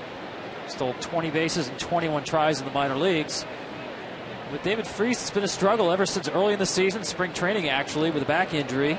Not sure he's ever been 100% this year, but certainly the power has gone lacking. That one fouled back out of play. Fox Sports 1 pitcher comparison presented by Fox Sports 1, America's new sports network. Joe Kelly, Travis Wood. Wood working here into the fifth. It was a Carlos Beltran double that followed a Matt Carpenter double. That's how St. Louis has their run. Freese drives it, and it peels foul. And I would think for a Cardinal fan, there's got to be mixed emotions about that. Freese, such an enormous hero in a world championship run, an improbable game 6, and obviously now such a big part of Cardinal history, and yet he's just 2 years removed. But as you pointed out, staying healthy, ankle issues, the back, and his production is down. I actually think that ankle, which really he's had multiple injuries to the ankles over his career, is the bigger issue. I just don't think he's got a strong foundation underneath him. See some of these swings that he's taking here, really relying on his upper body to get to the baseball more than the lower half. But he's going well. He drives that back half through the baseball, hits the ball to right center and out that way, as well as any right-handed hitter. And he followed 2011's heroics up with a real solid year last year. He slugged .522, 35 doubles, 22 homers, and hit .400 with runners in scoring position. Darwin Barney makes the catch. The sports show you've been waiting for is here. Crowd goes wild with Regis and a cast of former athletes and journalists that'll talk about things you won't hear on other shows. Sports talk just got a lot more colorful. Crowd Goes Wild premieres Monday on Fox Sports 1. Regis would be quite pleased with the gentleman who threw out the first pitch and is going to sing "Take Me Out to the Ball Game" here, and that is former Notre Dame basketball coach Digger Phelps. Well, I figured it was a Notre Dame connection when you said Regis would be pleased about it. And you could call the show Regis Goes Wild. There's the 0-1 to Jake. And he lines it down the left field line. That's in there, and it's trouble. Takes a weird kick in front of Lake. And the St. Louis Cardinals have their third hit, and they're all doubles. Yeah, this looked like maybe a cutter that Wood is running away from Jay. Watch him just stay on this pitch. Gets the foot down, keeps his head on the baseball. It's a pitch, obviously, if he tries to pull, that's a roll over to second base. Instead, he gets himself a two-base hit. So Jay has doubled. Pete Kozma comes up. The pitcher, Joe Kelly, is on deck. Tom Bertucci made the point that in this ballpark, at this start time, early runs are at a premium because the shadows will get across home plate right around now. And the Cardinals have the first run, and they're threatening to get the second. I mean, it's almost like a game where you have a bad weather report late in the game, one of those proverbial windows that they say, where it's dry and you know heavy rain is coming. You try to hustle and get out to a lead. I think the same applies here. because it's only going to get more difficult once those shadows begin to cover home plate. The ball literally disappears into the darkness. Wood checks Jay, and Cosma takes a strike. I talked to Wellington Castillo yesterday about that, the same game time start yesterday. He said he had trouble catching the baseball. And the home plate umpire also told him he had trouble tracking the baseball when you get to the 6th, 7th inning. So the race is on to hold a lead going into the later innings. 0-2 in the dirt. And it's 1-2 to the Cardinals shortstop.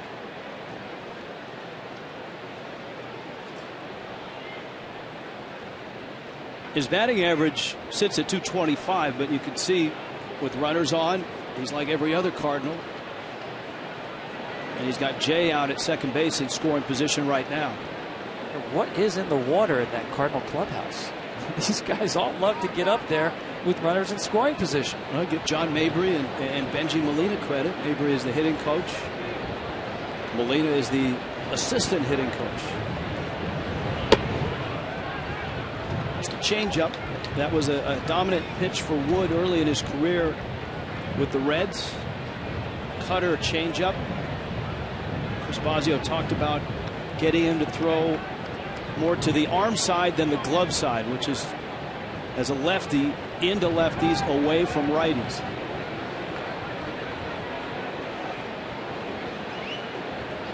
And it certainly has worked this year. And there's a good example of it, a tailing fastball. Yeah, you can see throughout this game here, it takes a long time for Castillo and Wood to agree on a pitch. It's not because they're not necessarily on the same page, but I think he has so many options. Chris Bosio talked about that. Does not fall into any patterns. Confidence in multiple pitches to throw regardless of the count.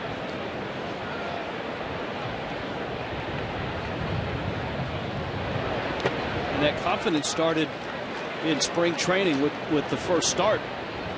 Bosio called Wood before spring training started and said, "You are getting the first start of the spring." And with that, Wood said, came the realization that the Cubs were counting on him to be a top of the rotation guy. Those things don't happen by accident when those pitching coaches draw up those assignments. They want to deliver messages. Now Cosmo let the changeup go by. He walks. And we head to Matt Vasgersian, MLB Network Studios. A game break. Yeah, Rich, Hiroki Kuroda looks like he's about to get out of a first and third one-out jam with a double play ball, but an error charged to Lyle Overbay later. A run scores, and everybody's safe. 1-0 Red Sox in the fourth. Back to you and Tom. Well, the Yankees all of a sudden have life. I know they're a ways back in the wild card and certainly a ways back in the East. You see New York at 63 and 58. This is a situation here where you have to respect Joe Kelly's ability to swing the bat. Certainly a bunting situation, but it does give Matheny options when you can handle the bat. Rizzo crashing from first, and that bunt is going to hook foul. Both managers, both pitching coaches raving about the type of athletes they have in both Joe Kelly and Travis Wood. Watch the way he sets the angle of his bat here. He wants to bunt this ball to third base, so the barrel is pointed at the second baseman, so he doesn't really have to move the bat there. He's got the angle set. Watch him get the bat out in front. I think he was 2 degrees off, Rich. Otherwise, that ball is perfectly executed. Well, he knows Anthony Rizzo is a very good fielding first baseman, and Rizzo is 30 feet in front of the bag at first. And he went after it. It's behind in the count, 0-2. Yeah, obviously upset with himself there for a pitch not close to the strike zone.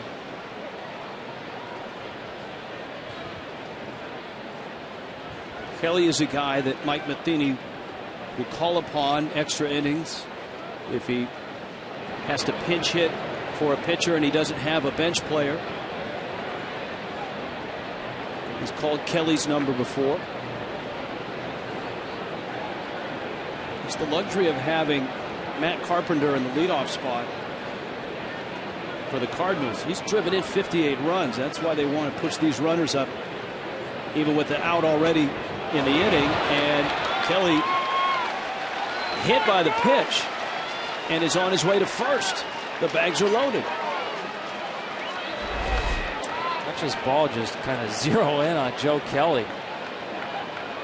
There's no chance of getting them out of the way of that one. Where you talk about a pitcher making a mistake. 0-2 with the pitcher giving himself up, handing you an out. You just run a breaking ball in and hit him. And now you bring up Matt Carpenter. We've documented the year that Carpenter has had from the leadoff spot. Look at this, with the bases loaded. In his career, he is over 700. He's 5 for 7 this year. He has never hit a grand slam. Cubs middle infield is back for 2. The corners are even.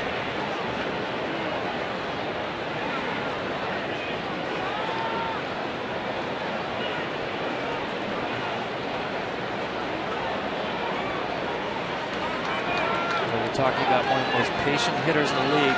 He knows now Wood is the one in trouble, not Carpenter. It's a fastball for a strike. He lined to left in the first and then doubled to open up the fourth.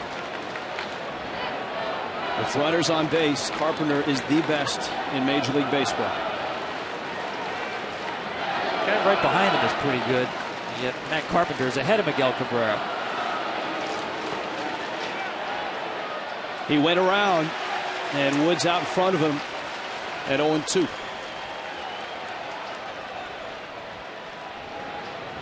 That's a big call from the third base umpire, Ron Culpa, on the swing here. A breaking ball. He just can't stop there. You see the bat barrel will cross that third base line. That's what the third base umpire can use as a guideline, wanting to see if that barrel crosses the line. He's standing on the line, has a good look down the line. And yes, that was a swing. 0-2. In the air, Castro out, Lake is in, and Castro, that's an infield fly. Runner tags, coming home, he's in there! John Jay with a hustling play. The infield fly rule was called. Shades of the wild card game in Atlanta last year, but Jay tagged up and just got in under the tag of Castillo. Well, watch how late it's called. Culpa makes the call right now. The ball's about to be caught, and you see everyone relax on the Cubs defense. Obviously, batter was called out once the signal is made, but the runners can advance at their own risk. Castro puts his head down. Even Darwin Barney at second base gave up the play and left second base uncovered. The entire Cubs defense just really lost it right here. Just assumed the out, the play was over. That's a live baseball. Heads up by the Cardinals. And the Cardinals know how important that run is, and Travis Wood knows how important that run is. That was such a play of controversy last year for the Cardinals and the Braves in Atlanta. But that ball right there was almost in the exact same spot as it was in Atlanta. Well, in Atlanta, they call that the outfield fly rule. That was 220 feet away from home plate last year when that call was made. That was the deepest ball the entire season where the infield fly rule was called. And you're absolutely right, Rich. This one, nearly as deep as that one, where certainly Castro ran a long way. Now, the rule states that the umpire can make the call when an infielder can make it with normal effort, without extraordinary effort to get to the baseball. Judgment call. But as you pointed out, it's a live ball once it's caught, and the runners advance at their own peril. And for Castro, just that one moment of relaxing, and a heads-up play by John Jay. It's the shallowest sacrifice fly you'll see. Carpenter gets an RBI. Beltran at the plate. And heads up by Cosma and Kelly to move up. That's a great play by Joe Kelly to move up a pitcher. We talked about his base running ability. But for Castro, for comes a point, he's probably at there now, where the excuse of being young no longer works. You got to give credit as well to one of the more resourceful baseball men the Cardinals have, and that's Jose Oquendo at third, who I'm sure was in Jay's ear that if Castro made the catch start, and once he saw him relax, the green light. Yeah, the green light came really from Castro, though, because if he reacts instantly and picks up the runner, there's no way he's scoring on that play. Beltran, a fly ball down the line, and it carries into the seats.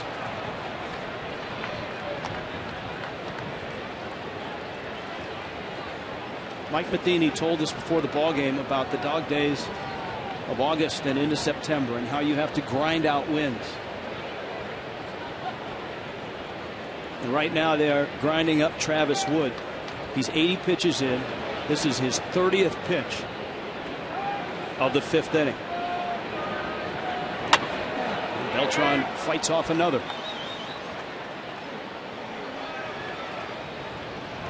We saw Joe Kelly do it the inning he was in trouble. It gets harder and harder to execute pitches the deeper you get into an inning when you're throwing so many pitches out of the stretch. Every pitch is a stress pitch. The clicker the pitching coaches have to count pitches, it counts them all the same, but not every pitch is created equally.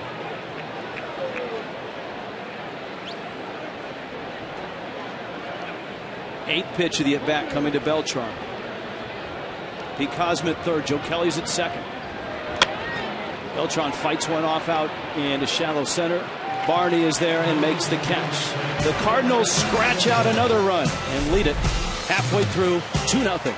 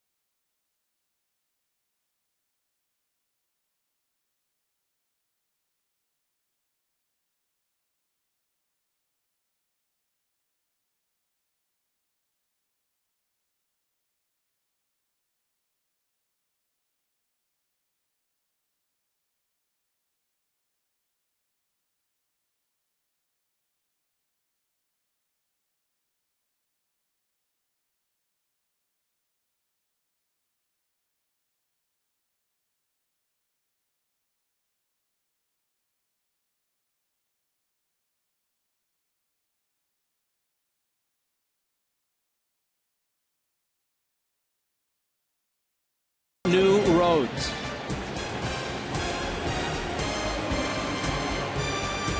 Shadows creeping out Wrigley Field halfway through. Cubs and Cardinals, and a 2-0 lead by the Cardinals. Starlin Castro coming off the field, greeted by his manager Dale Swaim. I wouldn't even call that a confrontation. That's just taking on in.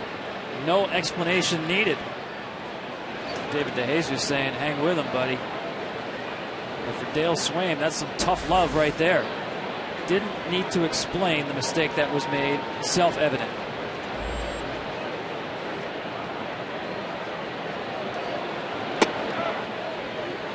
Darwin Barney. It's tough to tell just from that video whether Dale Swain said take it on in to the clubhouse or turn the dial up a little bit out there. Whether he's removed him from the game or not. It would be a bold move in a 2-0 game with his starting shortstop. Yeah, we'll have to see, but certainly the body language from Dale Swain led you to believe possibly he removed him from the game and did say take it on in. Darwin Barney, Travis Wood. There's your answer. The green marker will tell you Castro has been crossed out. Cody Ransom penciled in.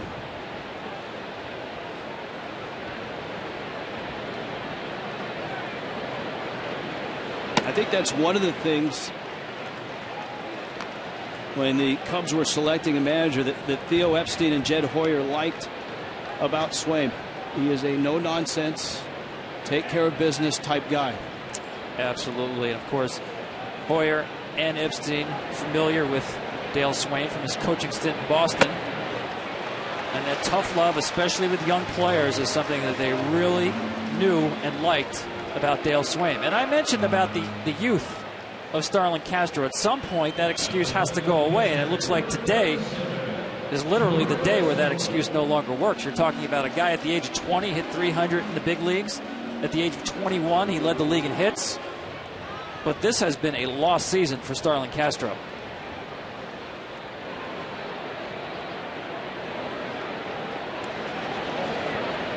Darwin Barney's at first. Wood shortens the bunt, and he takes in. Remember from his at-bat back in the 3rd inning in which he got an infield hit, Swain told us Wood is not the best of bunters. He's a terrific hitter.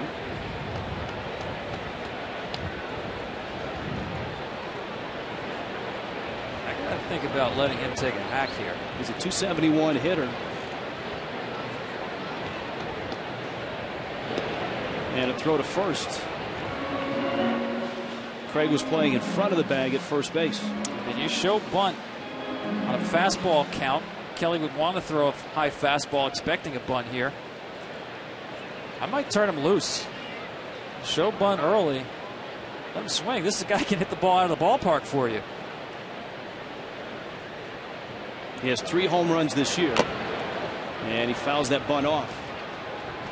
Well, especially as you said, Rich, the manager knows he's not an exceptional bunter.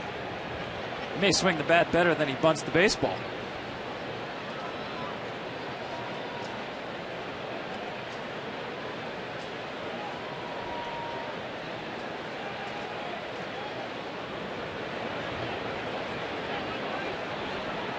Two nothing here. Cardinals on top, bottom of the 5th. And again failing to bunt. Yeah, I can see why Dale Swain says he's not a good bunter. Didn't have a lot of conviction. Bunting is all about conviction. Convict yourself to catching the ball with the bat. And he's got 3 home runs and a stolen base. By the way, there's only 3 pitchers in the last 43 years that have done that. Wood, Carlos Zambrano, another former Cub, and Mike Hampton. 2 great hitting pitchers in Zambrano and Hampton. Little tapper out towards short. Cosma's going to get the out at first. Barney survives at second. If you're just joining us, the Cardinals got their 2nd run on this. With the bags loaded, an infield fly called. Starlin Castro quit on the play, but not John Jay, and he beat the throw to the plate. Yeah, just an inexcusable mistake, giving up on a play on a live ball. The only reason Jay comes home is because Castro gave up on the play. Now watch this. Dale Swain doesn't even explain himself, just says take it on in. He is out of the game. And you see right there Jamie Quirk, the bench coach. He's got the marker out. Cody Ransom in the game. Castro literally crossed out. Well, Dale Swain, as a player and as a coach, has worked for a lot of no-nonsense managers. Joe Torre, Lou Piniella. There's a long line of guys that he's drawn from experience-wise as a manager. Playing and coaching for guys like Jim Leland, Gene Lamont, Tony La Russa. And so he has seen those managers handle situations like this. Again, it's been a tough year for Castro. I don't think Dale Swaim is reacting to one moment in the game. Just have not seen the growth this year. This is a guy who showed up in spring training, really wasn't in shape when he showed up for spring training. Started off poorly.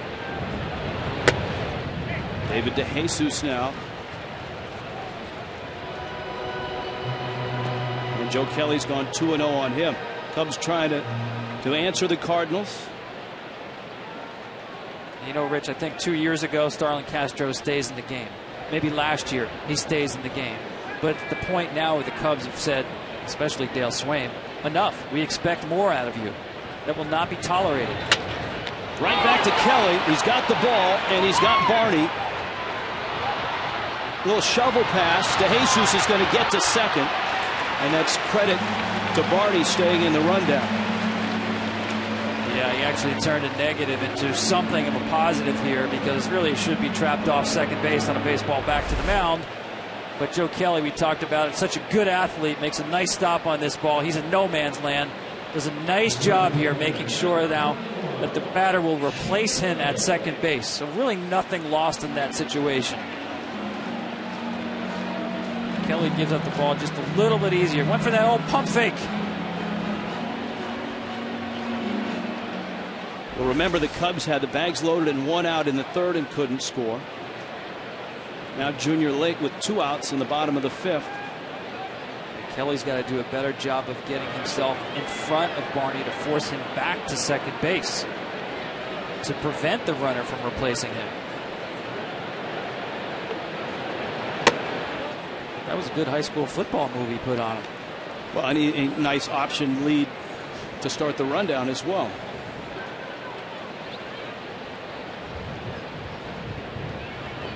Joe Kelly right now shutting out the Cubs.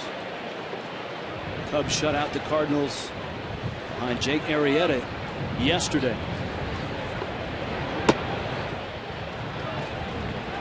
We're watching Joe Kelly before that last pitch, taking extra breaths. You say all he did was he got himself involved in a rundown. See there, take a deep breath. Take your time now. You can walk off the back of the mound if you have to. Cubs 0 for 4 with runners in scoring position in the ball game. And Lake with a big swing on 2-0. Lake, when he arrived, and a youngster, 23-year-old out of the Dominican Republic, his 7th year in the Cubs organization. You see, he arrived with a bang, but his last 11 games, he's really cooled down.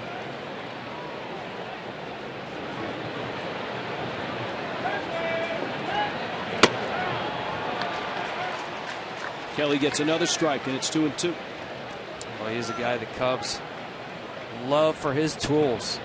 Got an outstanding throwing arm. Came up as an infielder. Very good athlete. Runs well. Got power.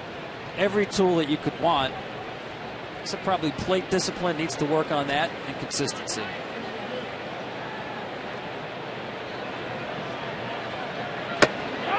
Got him. Outside corner. Joe Kelly strikes out Junior Lake. Dale Swaim removes Starlin Castro.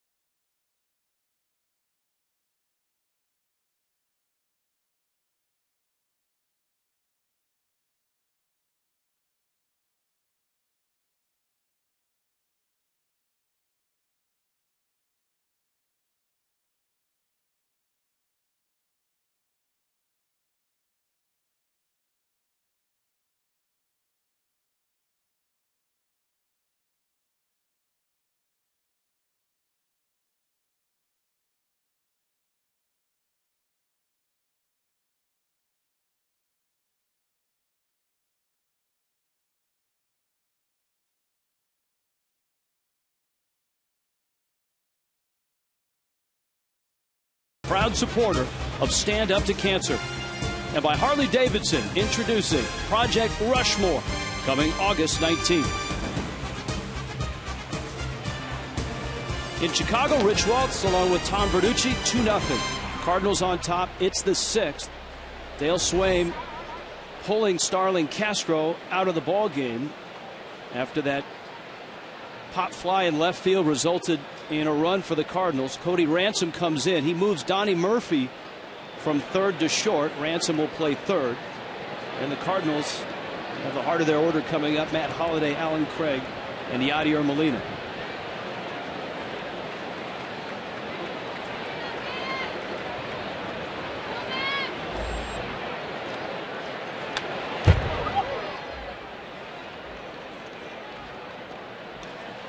Holliday is lined out and struck out. We remember 3-4 years ago, the discussion in St. Louis was, who do you lock up long term? Is it Holliday or is it Albert Pujols? And Holliday got the first contract and he got clipped by that pitch. And so he's on his way down to first base. Game summary brought to you by Domino's. Oh, yes, we did. Joe Kelly has been outstanding. Travis Wood has not been bad. Matt Carpenter's been in the middle of everything, as he usually is. And Starlin Castro taken out of the game by his manager after he relaxed on the pop-up in left field, and John Jay scored from third base. Yeah, that's an extraordinary move by Dale Swaim to remove one of you. Let's face it, that's a foundation piece, a building block for this franchise, Starlin Castro, to take him out of a game for a mental mistake. There's Alan Craig, and he takes down low. But for Swaim, as a manager, it's a real balancing act. He's got a young team with young stars coming up in Castro and Rizzo, Samardzija. But it's a rebuilding year, so he's got young kids coming through the system, coming to the big leagues. As a manager, you can't let that go on, especially from a guy that you're hoping will lead the young players when those guys get here. Yeah, let's be clear, though. The message is being sent to Starlin Castro. The ancillary part of that is everybody else sees that there are no sacred cows here, that if you don't play the game the right way and you don't play the game hard all the time, you will be made accountable for that by the manager. Now I think the important thing going forward is, how does Starlin Castro handle this after the game, especially? That's where you hope one of your veteran players gets in there and talks to him before the doors open to the media, and how, more importantly, he handles it going forward. Well, if you want to take two different extremes of how it's handled, you look to the Phillies and how Jimmy Rollins handled it with Charlie Manuel, who has taken Rollins out of games a couple of times. Rollins handled it well. Or the other side of the coin, Hanley Ramirez and Freddie Gonzalez. When Freddie Gonzalez pulled Hanley Ramirez out of the game, Hanley Ramirez did not react well at all.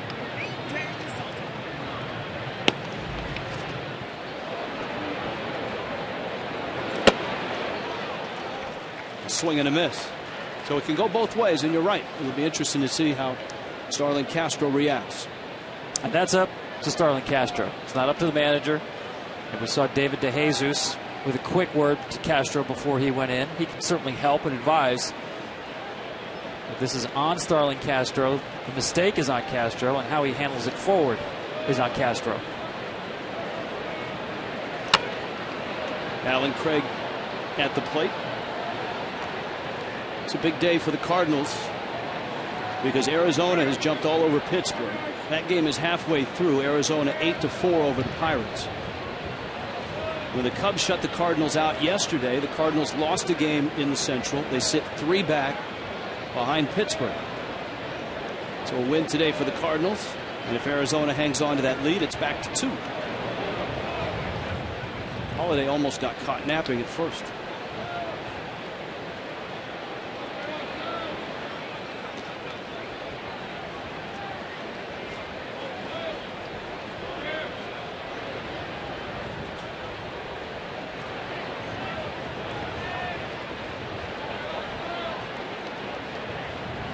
Two and two.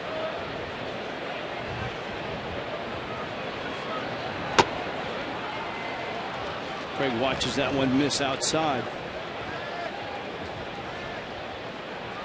Alan Craig, Yadier Molina. Let's see if Mike Matheny wants to start Holiday here. Pretty good chance of Craig putting the bat on the ball against Wood.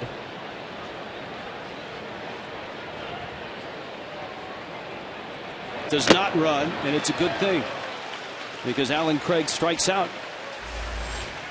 And there's one out. Rich Welts along with Tom Verducci. Mike Matheny talked about the grind and what the Cardinals are going through right now. All the tight games against Pittsburgh. And you still see a team that in 11 had magic to win a world championship. Last year won an elimination game, the wild card game, and certainly won that dramatic series against Washington. That counts for something. Oh, absolutely. And he talked to us about guys knowing that they've done that, played in those kind of games and come back. A little wobbly lately, losing 15 out of 22. But the fact is, Mike Matheny said the effort certainly has been there, and he likes the way his club is grinding.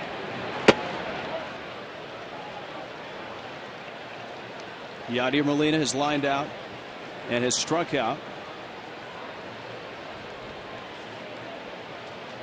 Taking a long look at the signs right there. Sometimes you almost expect Molina to drop the bat and give the signs himself.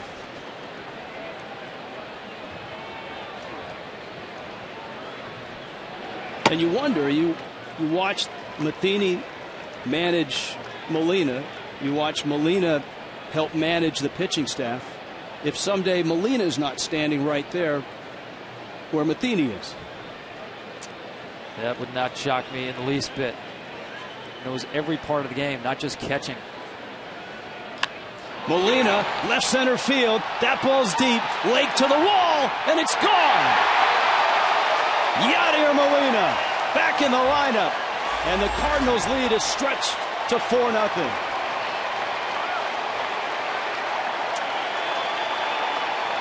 Rich, it was almost as if we were sitting on that pitch. He had taken a fastball, a good pitch to hit, in the heart of the plate the previous pitch. And once again, Wood will make a mistake up in the zone with the breaking ball. That's actually out of the strike zone, but obviously on a breaking ball, just sitting up there for Molina. Yadier Molina, his 9th home run. The Cardinals lead the Cubs 4-0. We're back after this.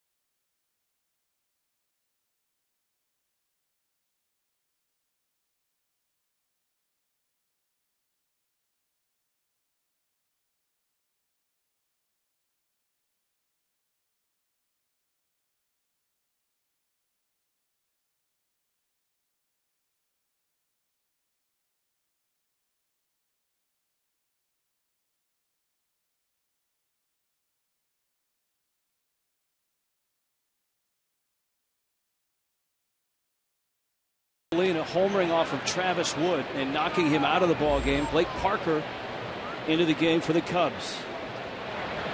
And he throws a fastball up to David Freese. Parker has been a bright spot for the Cubs.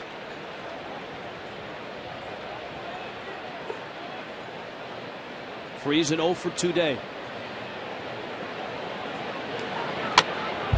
And he fouls it back to the screen. So the Cardinals have a 4-0 lead. They were resourceful in getting that second run. And they used muscle, something they have had trouble doing of late.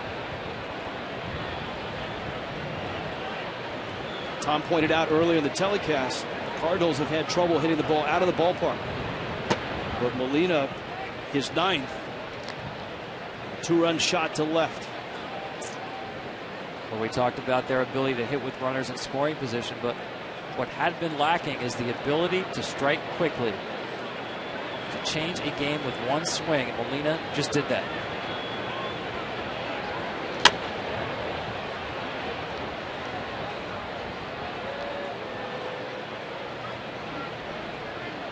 Cubs bullpen much improved from the first 3 months of the season. The Carlos Marmol experience has ended here in Chicago. Kevin Gregg has stepped into the closer's role and done a very nice job there.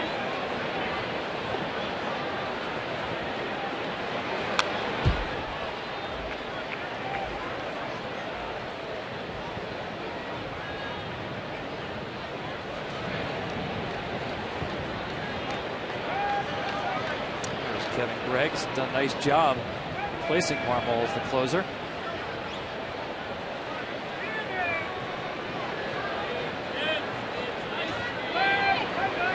Parker, University of Arkansas product, and a swing and a miss. Let's go back to that sequence. Travis Wood facing Molina with the runner on. Yeah, watch him. He's taking this pitch all the way. Watch this. See, he's in no position to hit. Watch his reaction here. Oh, man. I let one go by. I don't know if he's setting him up, Rich, but watch this. Sitting on the breaking ball, he's been seeing plenty of them all game long, and he gets it and hammers it.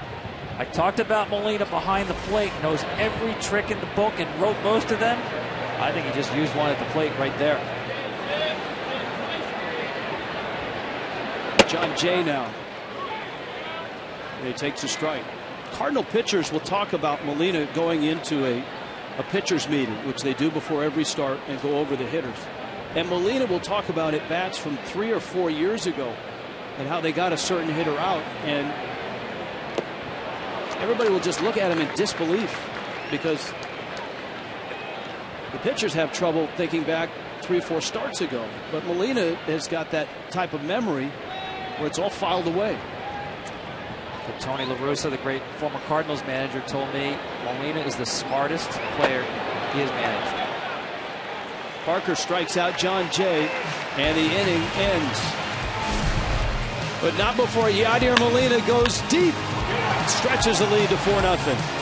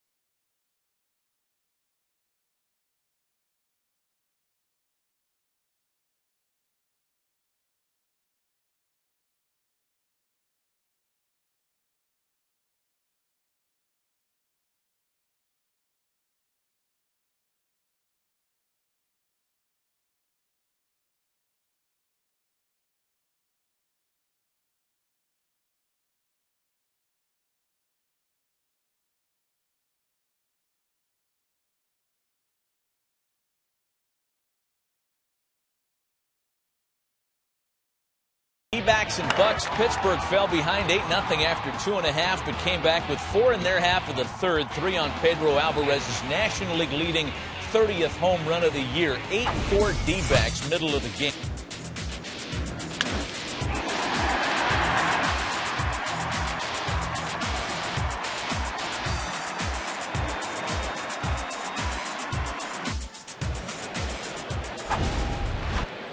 And the Red Sox are on top 3-1 as well. We're in Chicago. Rich Waltz along with Tom Verducci. Anthony Rizzo at the plate. Joe Kelly goes right after him. Kelly now has a 4-0 lead with which to work in a game where the Cubs have fallen behind. Their manager Dale Swaim has yanked his star shortstop Starlin Castro. Castro on a pop fly in shallow left with the infield fly rule called, made the catch, stopped, relaxed, and John Jay tagged from third and scored on the play. It was a big play in the ball game, and it's certainly a play that will reverberate in the Cubs clubhouse and through Chicago for the next few days. It's all up to Castro in terms of whether that story will have legs or not, whether it continues to be an issue, whether he just owns the situation, diffuses it. Rizzo rolls over on one. Craig way off the bag, and Kelly is there in plenty of time. Let's go around the ballpark and take a look at the Fox Sports 1 cam. Fox Sports 1. Fox Sports 1. I'm really excited to watch it. Can't wait to watch Fox Sports 1. Fox Sports 1. Fox Sports 1. Fox Sports 1. Fox Sports 1. Fox Sports 1. Fox Sports 1. America's new sports network on the air now. Tom Verducci making his plans to watch UFC tonight. Is that on tonight? That's on tonight. Saturday night.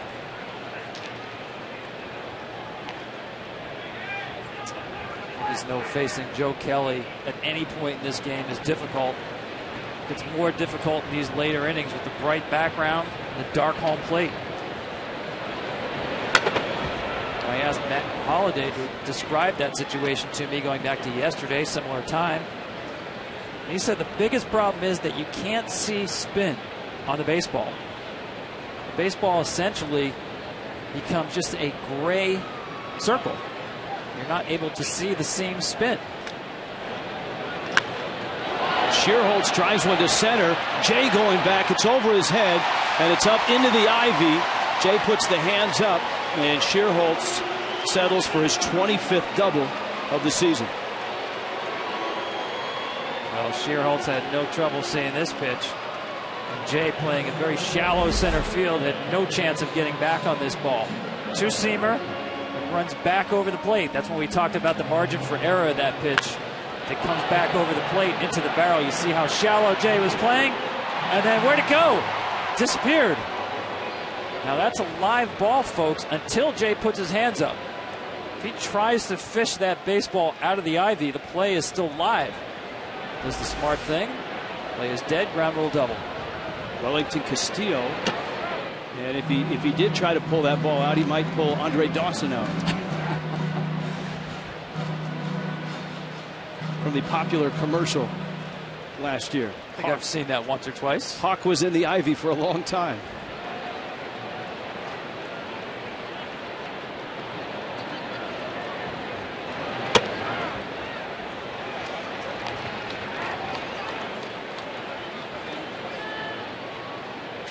Counts 0-2 on the Cubs catcher.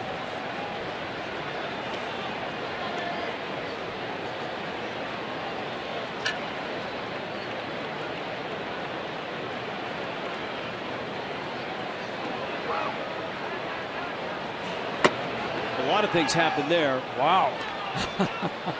Carpenter broke for the bag at second. That drew the runner back. Kelly didn't throw, and the hitter stepped out, and it was a ball. That's Castillo. He backs out thinking time was called. And it was not, obviously. It actually looked like a strike. It was pretty darn close. A lot of times the umpire will call that a strike when you vacate the batter's box.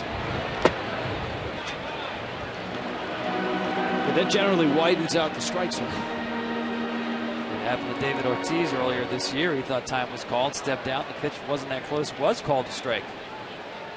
You're right, Rich. The Carpenter thought a pickoff play was on. Shearholtz ran back to the base.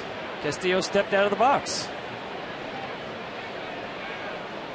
Shearholtz at second. And Castillo hits one into right center field. Into the sun, Beltran and Jay. Beltran makes the catch in front of Jay, and a mistake in the Cardinal outfield. Shearholtz is going to take third because of that mix-up. Chevrolet is the official vehicle of Major League Baseball and celebrating a new season for new memories. For your chance to win a community field makeover and an all-new 2014 Impala, visit ChevyBaseball.com. Well, you're right. I think that was a mistake. Normally you say center fielder's in charge out there, gets everything, but in that case, Beltran is the one who's got the better angle throwing to third base. Jay is moving away from third base. Donnie Murphy now with 2 outs and a runner at third, and Murphy takes a strike. Watch this here. Jay's calling for it, but it's an easier play and a proper play for Beltran. Luckily, Beltran doesn't give up on the baseball. Barely hangs on to it.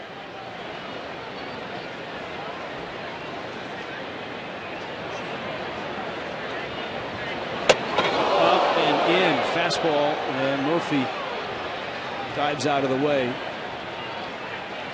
See Kelly saying, my bad right there. Watch this and listen. Murphy, who has endured a lot of injuries in his day, including a severe fracture of his wrist in 2010. Kelly, a career-high 104 pitches. The Cubs are 0 for 6 with runners in scoring position. We talked about him being an escape artist. One of the charms of Wrigley Field, the ball getting loose from the bullpens, which are in such close proximity to the field. Go. I'm not sure if the renovation will change the bullpens. There isn't a whole lot of space on the footprint for Wrigley Field. Unless you want to put the pens out on Waveland and let the rooftops look at it. Murphy, a sharp grounder to short. Cosma gobbles it up, fires to first. And Kelly leaves that runner at third. 4-0 Cardinals. Back after this from your local Fox station.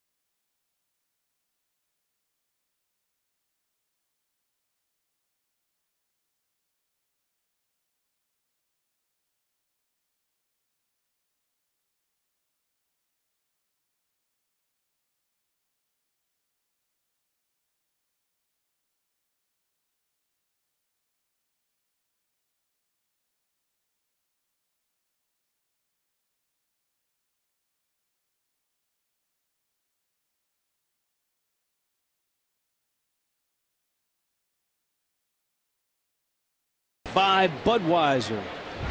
Gorgeous day. Rich Waltz, Tom Verducci. 75 degrees at game time. The Cardinals on top of the Cubs. One of the great rivalries in Major League Baseball. Pete Cosman leads it off for the Cardinals. Michael Bowden is on the mound. Second reliever to come out of Chicago's bullpen. Travis Wood lasted 5 1/3.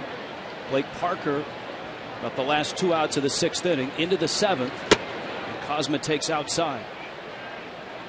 Yeah, we saw that really tight breaking ball from Parker. With Bowden, you'll see a four-seamer, slider, and a split as well as a cutter sometimes, but pretty much four-seamer slider. In the air right field, Nate Schierholtz is there. Before Yadier Molina pumped a 2-run homer out of here, he had a contentious at bat early in the ballgame on a check swing. He felt he foul tipped. Home plate umpire Tom Hallion and Yadier Molina. Special guest appearance by Mike Matheny. Yeah. No foul. No. Okay, Yadi. I only heard one. Okay, listen to what I said. There's only one thing I heard, and that was the ball in the dirt. I did not hear anything out here. Okay, but what I'm telling you though, Yadi, is if I hear two sounds and I only heard the one in the dirt, so that's it. There's nothing I can do. If I heard it, I call a foul ball. Don't worry. There's nothing I can do. I just got to hear something. I'm with you. Yeah. He was fine. He's been fired up lately. Okay. Yeah, no problem. That's great stuff and sounds of the game. I love that. My favorite part is the manager protecting his player and saying, hey, he's been fired up lately. He spent 2 weeks on the DL, just got back Thursday. You know what 2 weeks off for Yadier Molina is like? He's cranky. I don't blame him. We talked about Colton Wong early in the ballgame, and here he is, pinch hitting, looking for his first big league hit, and he swings and misses. And the star out of the University of Hawaii strikes out. But I also like the explanation by Tom Hallion. Takes more than just a good pair of eyes to call it. Yeah, you got to listen as well. Time for the Jeffs for Men Mustache and Beard Play Like a Champ profile. A former Cub, a former Yankee, back in New York, and just blowing up. 2 for 3 today is Alfonso Soriano. Is it just as easy as a change of scenery? Oh, my goodness. Well, I guess it worked for Mark Reynolds yesterday. Also homered the first time he put the Yankee uniform on. But one of the great streak hitters in baseball, Alfonso Soriano. When he's great, you can't get him out. He's also very wealthy. He's got another year at $18 million on his contract. And for the Cubs, just getting out of about $7 million of the money they owed to Soriano. And they did get a minor league arm from the Yankees in return. Matt Carpenter at the plate. The Cubs have done a really nice job in the last 2 drafts, drafting impact bats with their first pick and then going for pitching volume. And that's kind of the blueprint that Theo Epstein is following. Chris Bryant, the third baseman out of the University of San Diego, was the 2nd overall pick this year. 6th overall pick in 2012, Albert Almora. That joins guys like Javier Baez, Mike Olt they just got in the Garza trade. Yeah, so when we talk about the Cubs rebuilding, don't measure them by wins and losses at the major league level right now. Javier Baez, probably the best impact bat. Hit his 31st home run of the season last night. He's just 20 years old, shortstop. Jorge Soler, 21-year-old outfielder, having a nice season in high A ball. Now Baez, as you noted, just got promoted to Double-A. 37 games in Double-A, 13 home runs. Chopped up the middle. Donnie Murphy out there now, and he flings it across in time. A 1-2-3 inning for Michael Bowden. A 4-0 Cardinal lead.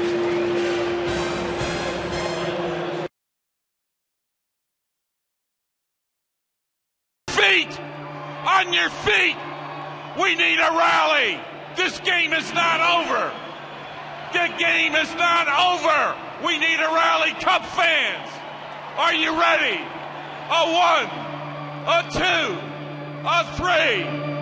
Take me out to the ball game. Take me out to the crowd. Buy me some peanuts and Cracker Jacks. I don't care if I never get back, for we root for the Cubbies. If they don't win, it's a shame. For it's 1, 2, 3 strikes, you're out at the old ball game. Let's go. This is not over. We need some runs. Get it going. Let's go. Let's go. Let's go.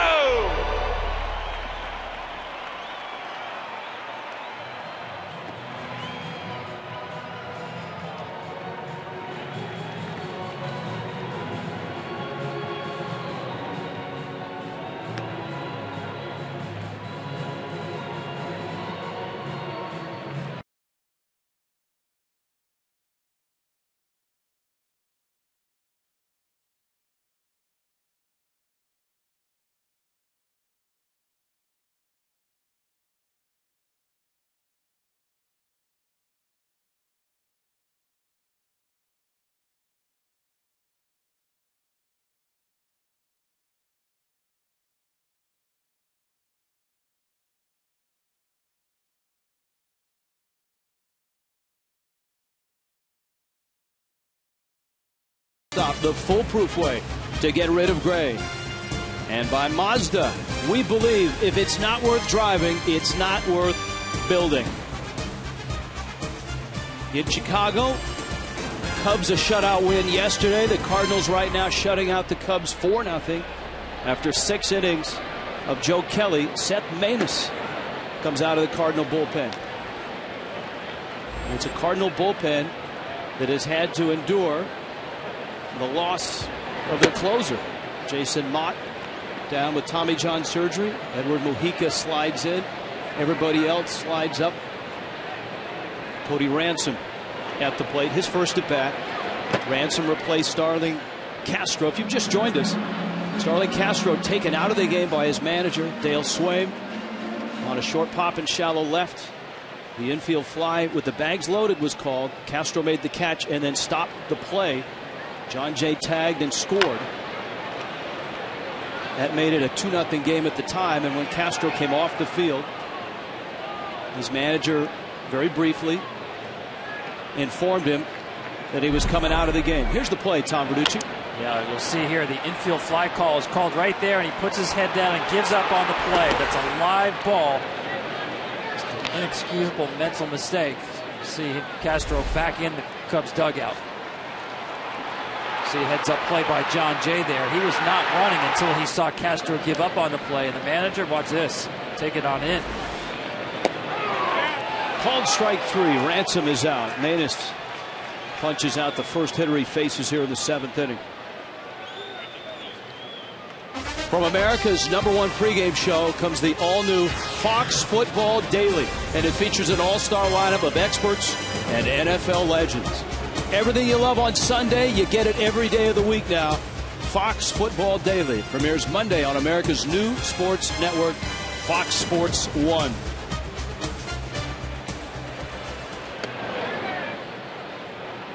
Now Darwin Barney.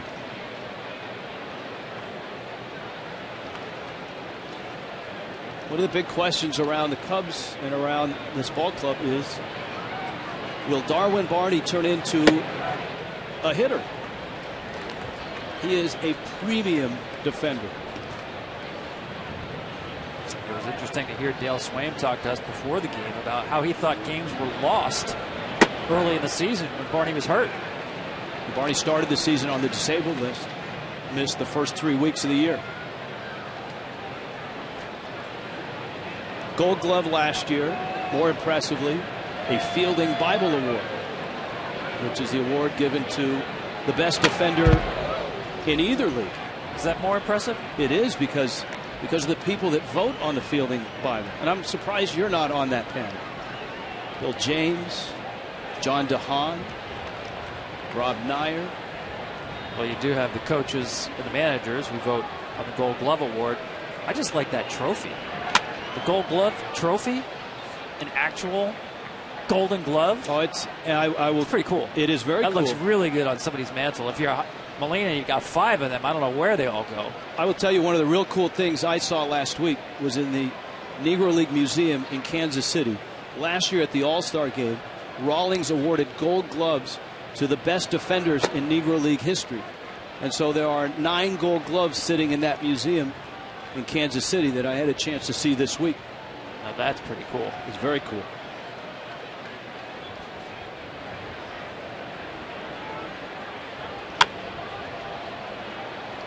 So what does the Fielding Bible trophy look like? Have you seen one?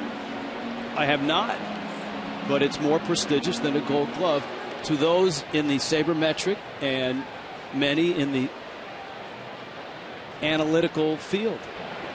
I wonder how the players would respond to that. Well, here's what the Fielding Bible does, is it takes out offense. Brendan Ryan was the Fielding Bible winner at shortstop last year. His chances of winning a Gold Glove are pretty slim. Cardinal fans know this. He's not a very good hitting shortstop.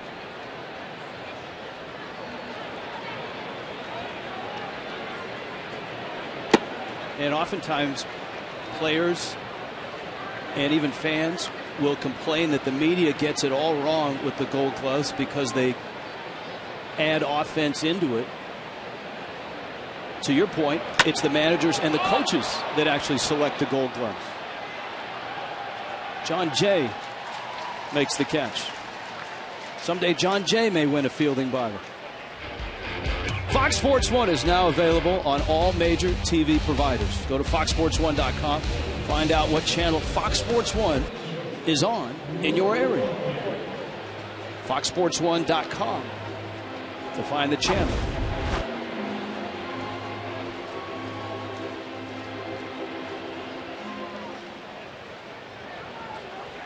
A couple of outs for Seth Maness. And Logan Watkins will pinch hit.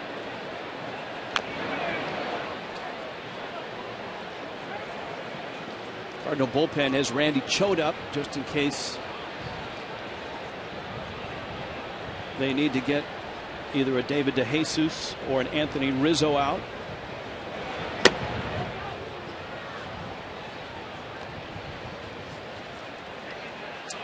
Boy, we really have to give credit to Joe Kelly. You mentioned it, Rich. Career high in pitches, throws shutout baseball, and really has become a dominant starting pitcher on the fly during the season, transitioning from the bullpen into the rotation. Well, if he wins this ball game, he'll be 4-0 in his last 6 starts with an ERA of under 1.5.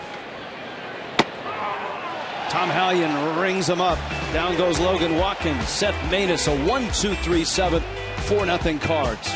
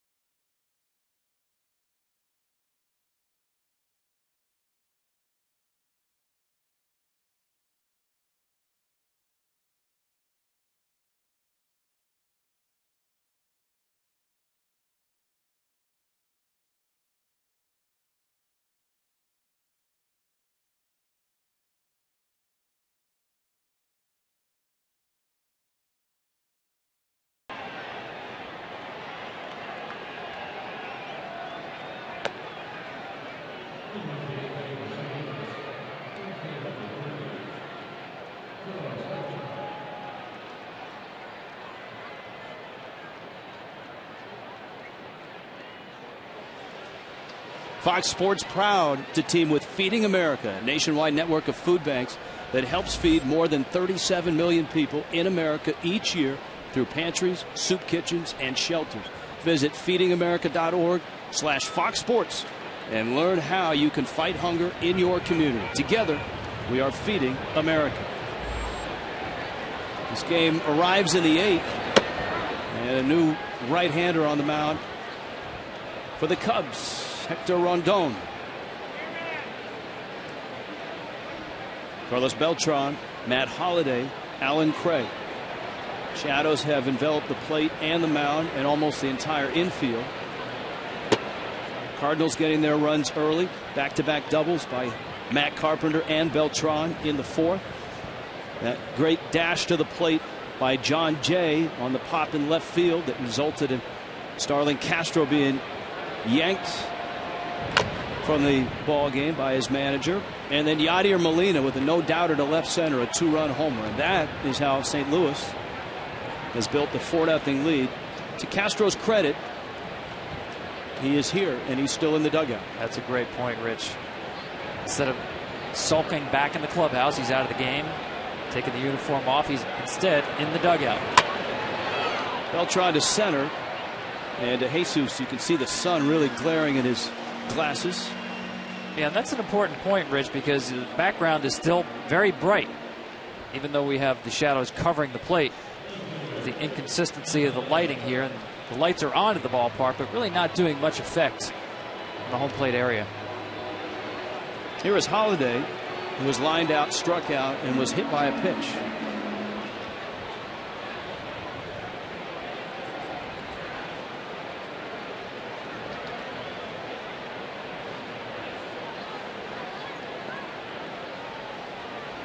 Cubs and Cardinals will finish tomorrow.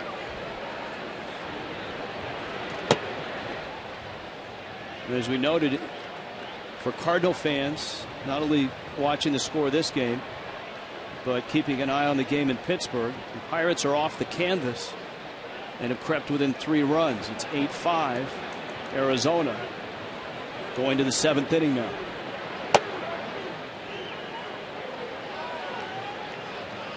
That's a team, the Pirates, they do not play many of those 8-5 games. They like to keep low-scoring games, especially in that ballpark.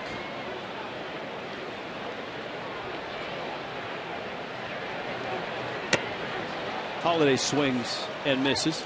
See, the hand-operated scoreboard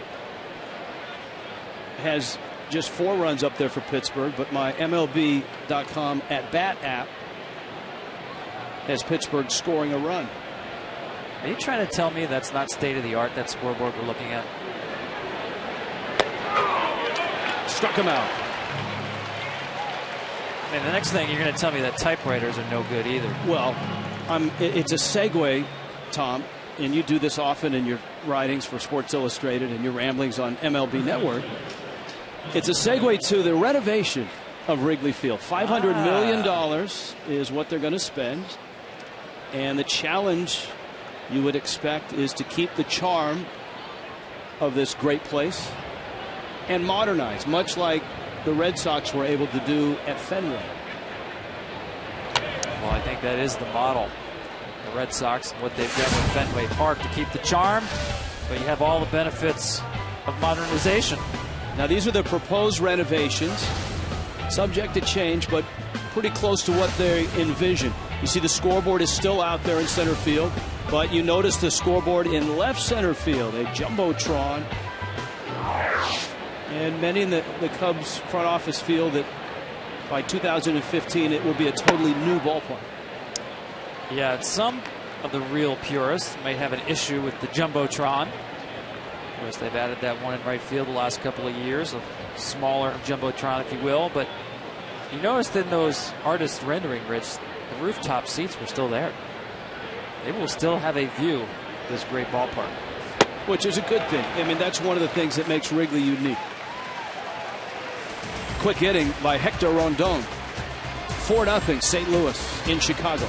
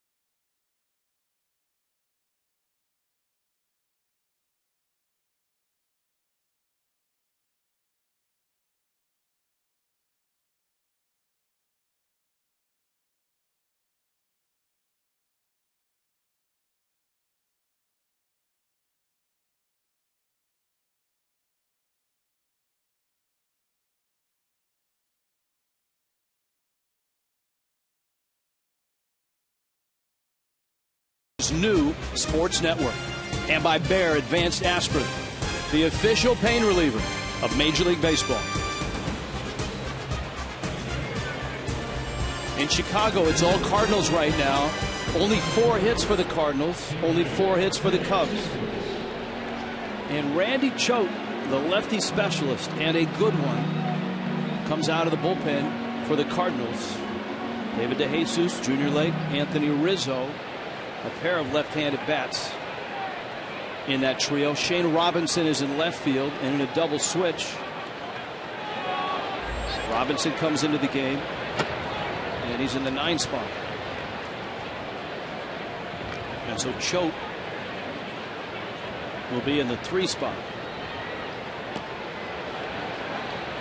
Well, DeJesus is a guy hitting 159 against lefties, and Randy Choate certainly has extended his career with the ability to throw that breaking ball for a strike at will. You're not going to see much more than 86 on velocity on the fastball. That breaking ball right there, that's the neutralizer. 67 of the at-bats against Choate have been left-handed at-bats, and they're hitting 194. He has faced 30 righties, and not much better, 233. Off the end of the bat, Cosmo gets the out. 1 out here in the 8th. Joe Kelly, 6 shutout innings. Seth Maness handled the 7th, retiring all 3 that he faced. And now Choate here in the 8th. Rich, we talked about this in terms of the lighting and the difficulty of the hitters late in the game. In these last 2 games, after the 6th inning, hitters have 3 hits in 27 at-bats. It is very difficult to read spin on the baseball right now. A liner to first. Craig makes the catch.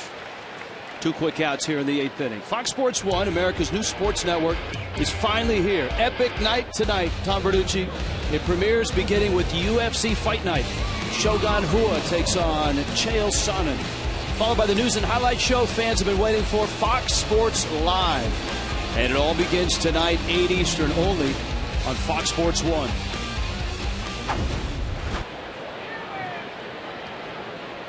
Historic day for Fox Sports today. Big night.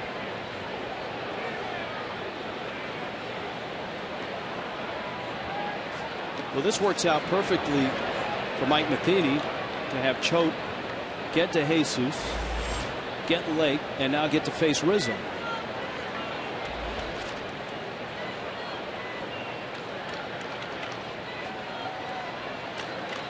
And for good measure, if he loses Rizzo, he's got Shearholtz on deck. Backhanded, Carpenter's throw is in time. Nice play by Matt Carpenter. Nice inning by Randy Choate. 6-pitch inning by Randy Choate.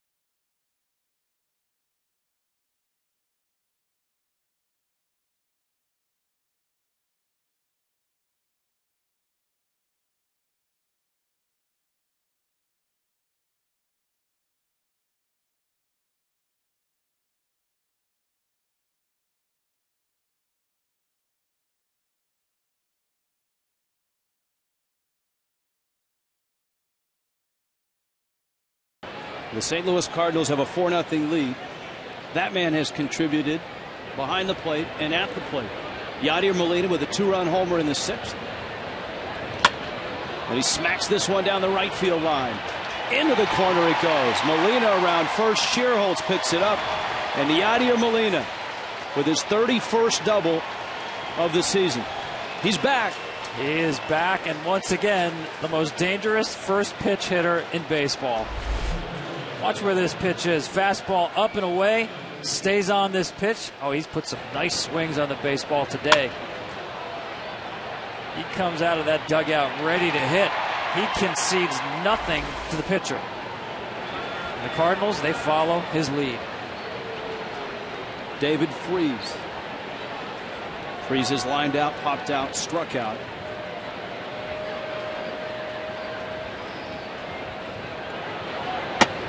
In our discussion with Mike Matheny about Colton Wong and David Freese, Matheny was quick to point out that in this stretch, and he talked about the meat grinder and the dog days, you need as many weapons as you can get. And to get Colton Wong here, a good left-handed bat, gives him just another weapon.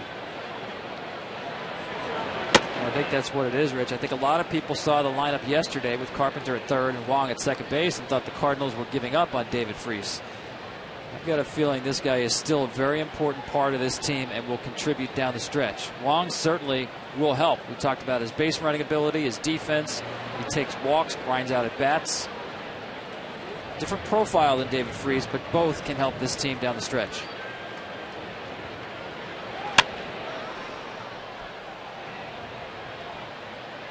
That one fouled off. NLCS MVP, World Series MVP. In one of the most magical postseason rides that we've ever seen. That incredible comeback in Game 6, beating the Texas Rangers in 7 in the World Series. And Freese going after a high fastball. 2-2. Yeah, again, you know, I said this and noticed this earlier about his swing. It just doesn't seem like he has his lower half underneath him. You talked about that ankle. That's been an issue for him. Getting beat on fastballs and not getting his backside through. On that fastball, he fouls it back and out of play. One of the things the Cardinals have that's helpful in this situation, and it's always been a part of the Cardinal organization, is versatility. They've always been able to move pieces around the chessboard. Carpenter can play second. He can play third. Descalso can play all 3 infield spots.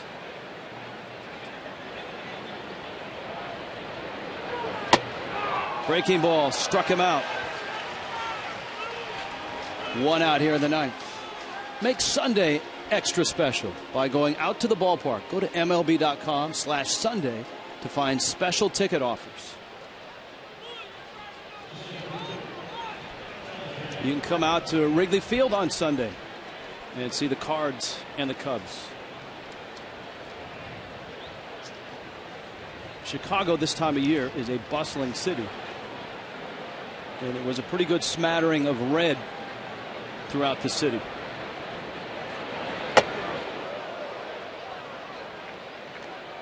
Edwin Jackson, Adam Wainwright finish the series tomorrow. That's a good one right there.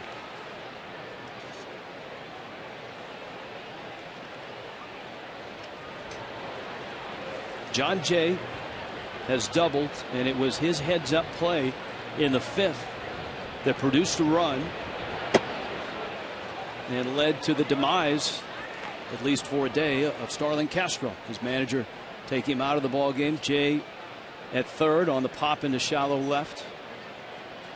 Scored on the dash home when Castro on an infield fly, which was eerily similar to the one in Atlanta in the wild card game in which the Cardinals won. Same spot, only this time it was caught. However, Castro, after catching it, stopped the play, feeling that the play was over. And Jay went 90 feet and scored. Yeah, it's certainly the focus on Castro for that mistake, and the manager, Dale Swain, immediately removing him from the game at the end of the inning. But give Jay credit. A real heads-up play, took nothing for granted. And he tagged up, and not only that, kept his eye on the baseball, took a couple of steps to read the play, and as soon as he saw Starlin Castro's head drop, he took off for home. He deserves credit for taking advantage of Castro's mistake. 2-2. Yadier Molina's at second. Cardinals have 5 hits. They're all extra base hits. The home run by Molina, and then 4 doubles. Carpenter's doubled, Beltran's doubled, Molina's doubled, and John Jay as well.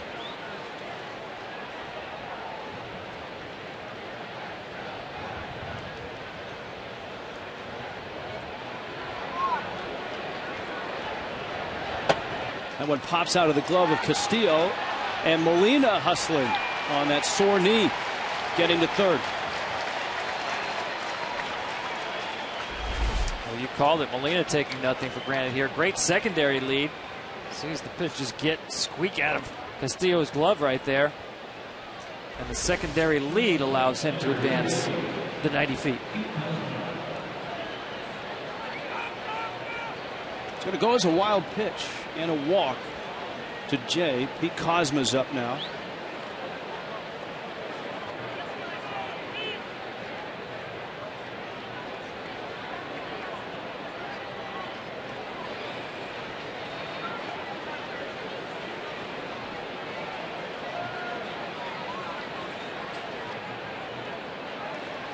At the corners, and 1 out.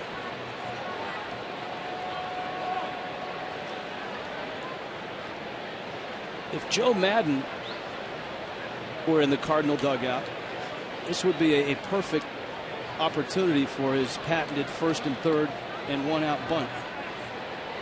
The Rays run that play better than anybody. That old safety squeeze. It's become, with the pitchers at bat, an automatic in the National League. We talked about the meat grinder and what's ahead for the Cardinals. Still plenty of games against the Reds and the Pirates. 7 against the Reds, 6 against the Pirates. Home and home with both of those teams.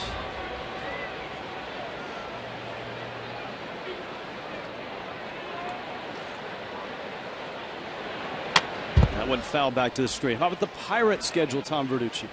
Maybe a little bit easier. Although you still have to love all the head-to-head games left on the schedule. Very tough for the schedule makers now with 15-team leagues, interleague play all season long.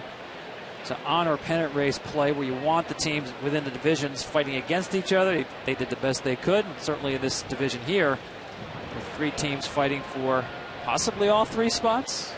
Could be interesting. Although that was a curious appearance by the Rangers late in the schedule against the Pirates for a 3-gamer. 2 teams that at that point might be both vying for division titles. The Reds, a lot of people are wondering, when are the Reds going to catch fire, or are they ever? When will they make their run? They certainly have the ability to do so now with Ryan Ludwig back. I think they've really missed his bat in the middle of that lineup all year long. Been hit by a lot of injuries. Sean Marshall, Johnny Cueto.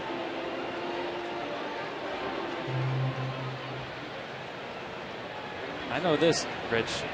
Teams want to stay out of that wild card game. You battle all season long, you get the postseason, that's the good news. But as the Braves figured out last year, the Rangers, you leave almost no footprint from your season when it's a one-and-done situation.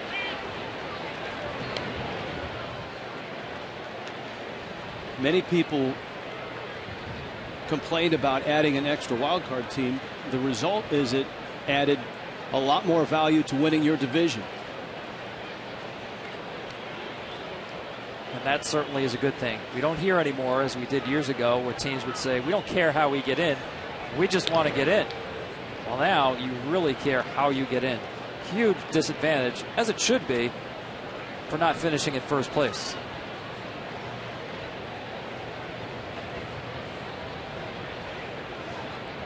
I love those wild card games. Managers hate it, and that's why I love it. There's so much pressure on that one game. Check swing. Did not go. National League wildcard standings. As it sits, St. Louis is in the first spot. Cincinnati right behind him. Arizona starting to show signs of life, but they're still 6 games back. And obviously both Cincinnati and St. Louis are looking ahead.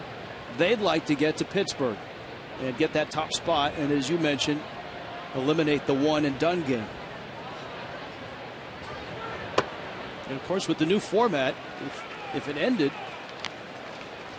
you would have Cincinnati playing at St. Louis and the winner of that playing Pittsburgh. Or possibly playing Pittsburgh.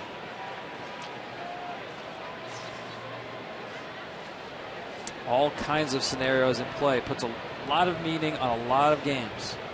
Runner goes from first. It's fouled back to the screen. My bad. Atlanta has the best record right now in the division. Pittsburgh had it a few weeks ago, but the wild card winner would end up playing Atlanta. Now that could change in the course of a week if the Dodgers continue their charge. Los Angeles with 71 wins, having won 9 straight. The Dodgers are in Philadelphia tonight.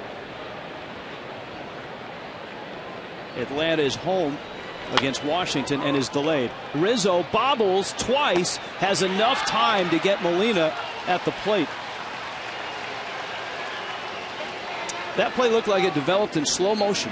Yeah, it did. And he certainly had the option to try for 2 and decided to take what he thought was a short out at the plate. Watch, Molina's going to break on this ball, and Rizzo reading him. He almost nailed his own pitcher there with that sidearm throw. Hit the deck, Rondon.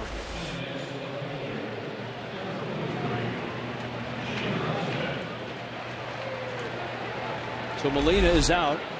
Watch Rondon here, doing the limbo here. Look out.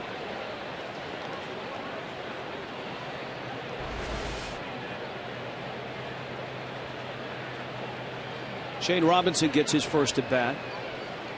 He came in the double switch and replaced Matt Holliday in left and is in the 9 spot.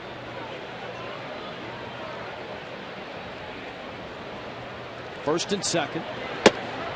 And now 2 outs here in the 9th.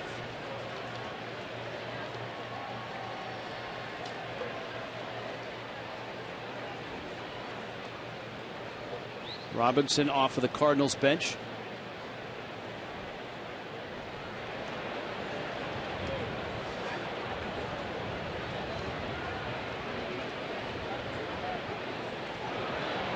Rondon misses outside. Now, you said something earlier, Rich, that got me thinking.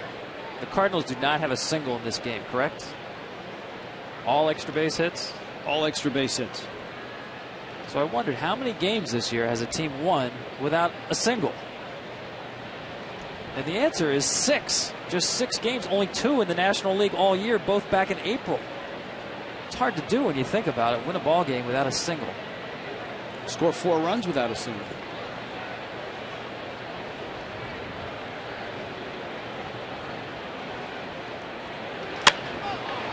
In the air, right field. Shear holds back, and he makes the catch. And the Cardinals go without a run in the 9th. Bottom of the 9th in Chicago. 4-0 St. Louis.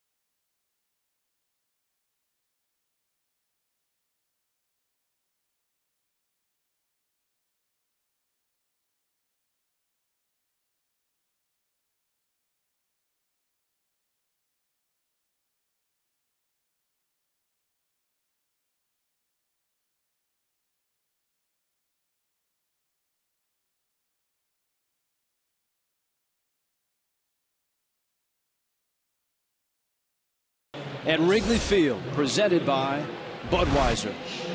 Rich Waltz along with Tom Verducci, our entire Fox Sports crew. And a 4-0 Cardinal lead. Cardinal fans, you can tune in to Fox Sports Midwest tomorrow for the final game of this series. Coverage begins at 12:30 Central Time. Dan McLaughlin, Al Hrabowski will have the call of that ball game. Nate Schierholtz has doubled, bounced out, and struck out. And Randy Choate will stay in, at least to start the inning, and face Schierholtz, who has doubled for the Cubs. Not a whole lot to talk about offensively for the Cubs in this ball game. Tom, they had their opportunity in the third, had the bags loaded and one out, but Joe Kelly pitched out of it. He struck out Anthony Rizzo and got Schierholtz to bounce out to finish the inning. It's so impressive watching Joe Kelly pitch his way out of trouble. He's done it all year. Came in holding runners or batters to a 172 batting average with runners in scoring position. Today the Cubs had 7 cracks against him with runners in scoring position, 0 hits. Schierholtz fights it off.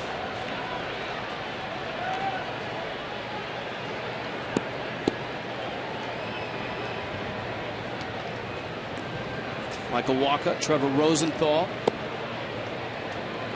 in the St. Louis bullpen. Cardinal bullpen, especially under Tony La Russa, such a big part of their postseason success. Yeah, and you know, Rich, you talked about the Cardinals, the way they like to have flexible players who could play multiple positions. A one hopper that eats Craig alive. And Schierholtz is aboard. It's a base hit. That's got to be a base hit. Not much Craig can do but try to knock it down with his body.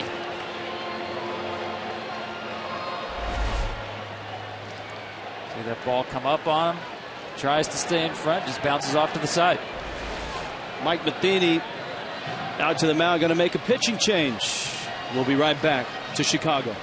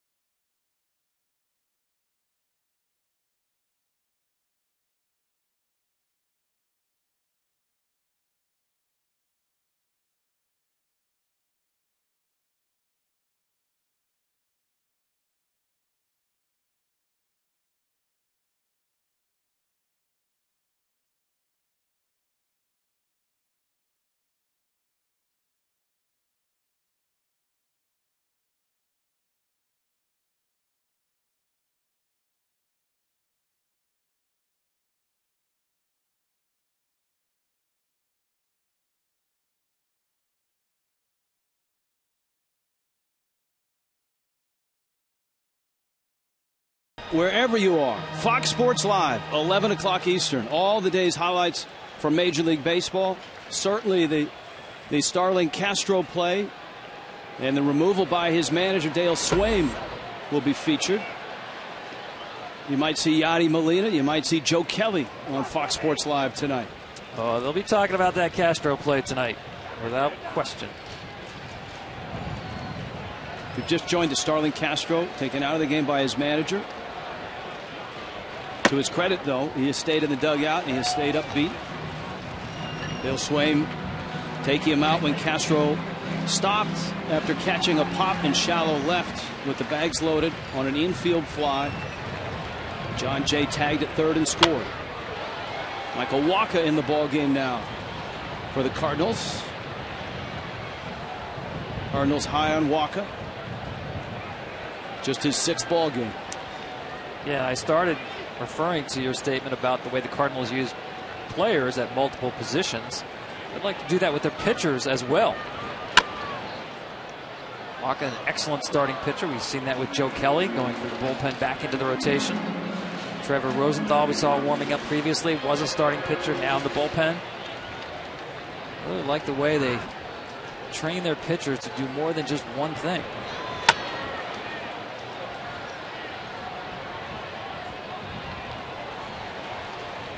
Mike Matheny told us it's that versatility that, as a manager, allows you to get your best players on the field, get your best lineup on the field, even if that player is not used to playing a position.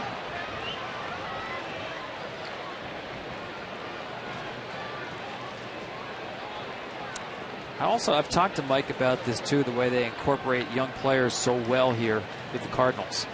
Of course, they run a lot of young players, especially pitchers, through the roster this season. Castillo went around and he strikes out. And that's the first out of the 9th. Wacha strikes out Castillo. Time now for the Burger King Plays of the Game, brought to you by Burger King, where taste is king. This is Joe Kelly extracting himself from the bottom of the 3rd. Bags loaded, 1 out. Next half inning, that's when the Cardinals struck for the first run. Matt Carpenter, his 41st double. That leads the National League, and Carlos Beltran chased him home with an RBI double. And that was the start for the Cardinals. They would get the run on Jay's dash home on the Castro catch in shallow left. And then 2 runs when Yadier Molina chased Travis Wood and put one up in the seats, a 2-run homer in the 6th inning. Good changeup from Wacha. Well, the game really did change quickly in that sequence. Kelly in trouble, bases loaded, 1 out in that 3rd inning, strikes out Rizzo on the fastball, and he got Shearholtz on a rare curveball. And the Cardinals came right back without having a runner on base the first 3 on Travis Wood to get the lead. Look at that, 81 games without a shutout at Wrigley for the Cardinals. The Cardinals have not played great here in this ballpark.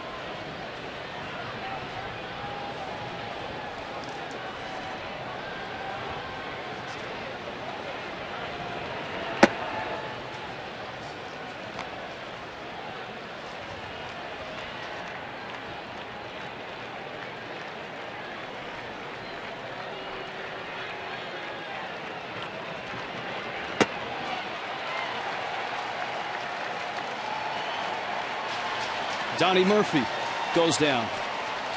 And so Michael Wacha is an out away from giving the Cardinals their first shutout here at Wrigley in a long, long time. A lot of shutouts in Wrigley these days, however. Cubs turned 1 yesterday with a 7-0 win, but this could wind up being their 5th time being shut out in their last 7 games at home. Foul back to the screen.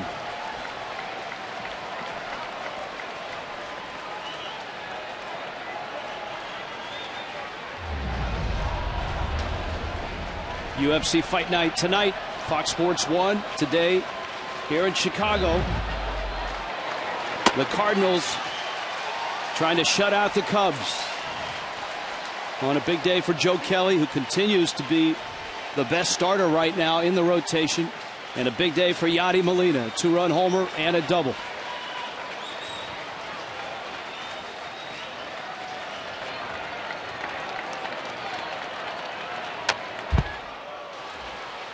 The producer of today's game is Jeff Gowen.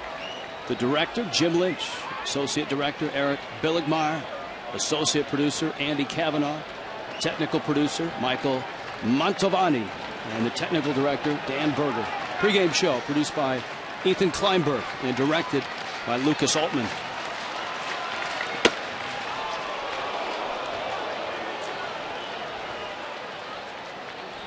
With bullpen support for Michael Walker, Randy Choate, and Seth Maness.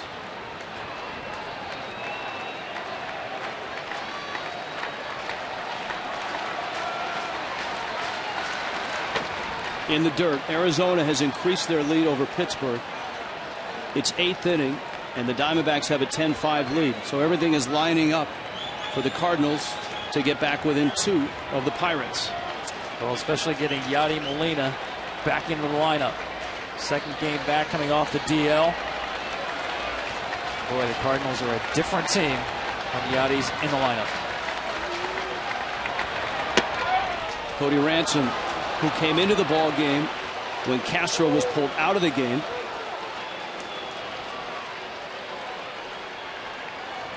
Struck out in the 7th. Scherholtz is still at first.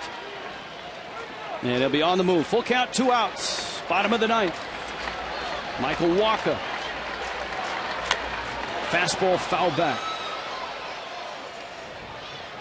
41,981 at Wrigley Field.